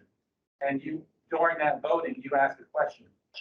So we stopped the voting and gave you an opportunity to ask your question. So that was Okay. voting. Okay. Yeah. I mean, I'll cut you a little slack because it's the virtual and I didn't see it there, which is why I paused the voting. But if you want to make another motion after to table it, after we're done with this one, I suppose you could do that. That would, but we're halfway through this motion now to deny it. We're going to follow through with that motion. And then move on to the next thing. Well, as I said in the very beginning of my comments, I have questions, but I will vote for the motion as made. We're going to continue this. So I'm a yes, Mr. Chairman. Okay, when I get you, we'll confirm that. Marty, you're yes. Yeah. Dave Fielding? Yes. Michael Van Buren? Sorry. Yes. I'm almost through it. I'm a yes. Brian Bailey? Yeah. Brad Furlong? Yeah. Amy Dragon? Yes. Nancy Matthews? I'm a no. And David Dean? Yes. Good for you, Nancy. Yeah, 15. Brian? Oh, geez, Brian. Yes. Yes. 15-1. Virtual in-person thing really got me. I mean, to me, that closes out the petition in the way that the board wants to decide on it. The petitioner can always resubmit it again. And probably will. So that would be how we will deal with that in the future. Can we ask to be copied on a response that the department sends? I can't remember if we typically get, the CC. Of course. Sure, why not? Yeah. Of course. Yeah, I would ask that you include the link to the meeting just last summer with the presentations. It explains all the reasons why I believe the board would, to deny this. Okay, that sums up the big agenda items. And Commissioner. Thanks a lot. I'm not part of the big agenda. Well, it is. It's your very first update. Yeah. What do you got for us? So, I guess first of all, I wasn't planning on starting with this, but can you hear me, David and Nancy? Okay. So I have a hard time calling you David, by the way. It's Representative Dean. So David will do. Okay. I just want to respond to something that you alluded to. And if you read back when I got appointed back in November, and any public statements that I've made introducing myself, whether it's my interviews with some of the media, meeting with the bear hound hunters, hunting groups, and folks that don't necessarily agree with a lot of what we do. I've said one thing consistently, and that's we really need to tone down the rhetoric. And, your example of the trapper down in your part of the state, I can't speak on his behalf, but I won't be referring to people as jerks. And I've asked my staff to be as professional and courteous as they can to everybody, no matter how they respond to us. And so that's my effort to tone down the rhetoric, because there's a ton of emotion out here on a lot of these issues. And frankly, we shouldn't be making decisions based on emotion. We should be making decisions slowly, deliberately, and based on the science. And so that's been my message. And I tell you that now because I know whatever letter goes out denying this will reflect that attitude. Because Catherine and I work very closely together, Mark and I work closely together, and everything we do will have that imprimatur on it. So I hope that gives you a little bit less to worry about on what our response will look like. Okay, so with that, I'm going to jump into the legislative update. And I'm just going to go through the bills because it's getting late, and just tell you what's out there. And you probably want to go and look at the total bill. I'm not going to read them to you because some of them are fairly lengthy. The first, I'll start with the House side. H5 is a proposal to allow the use of suppressors for hunting. And so I just want to let you know that that's out there. H67 allows for farmers to seek compensation for damages to corn crops from the department for damage done by bears. H136 proposes to grant free permanent trapping licenses to members of the Abenaki tribe. H172 proposes to prohibit trapping of animals unless conducted by a licensed nuisance control operator. And it also would prevent the use of dogs in hunting black bears. H316 proposes that hunter using dogs or for hunting or training for hunting must retain visual and verbal control of the dogs at all times. And I've got one that I'm going to come back to on the end from the House side. S129 applies to this board. It has a number of elements, one of which is to make the board advisory only. And the proposed change would also change how representatives are appointed to the board.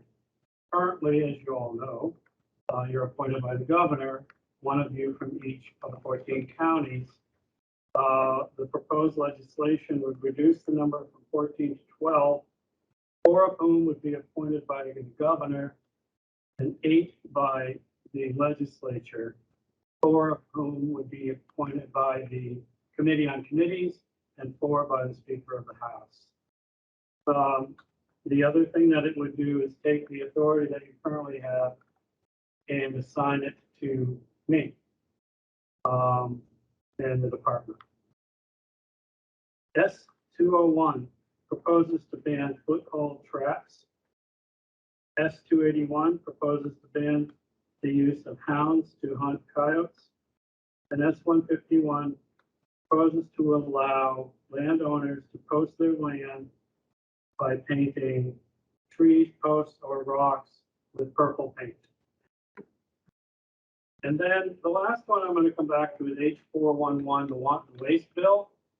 And the Wanton Waste Bill is out of the House Natural Resources Committee. And it's into the floor tomorrow for second vote. And so we'll be watching that. So those are the ones I'm aware of and tracking specific to the department and the board. So for that, I mean, I'll answer any general questions people might have. I don't want to get into the bills themselves too much. I think you all know where the department stands. But if you have questions for me about the department or myself, I'm welcome. I'll entertain anything.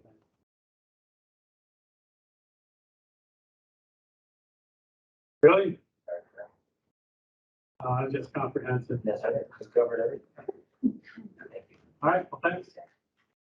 Roundtable discussion. For the newer board members, at the end of each meeting, we have a roundtable discussion where I just call on the board members one at a time to get a few minutes to state something on their mind. It could be related to something somebody's told them, they want to change. It could be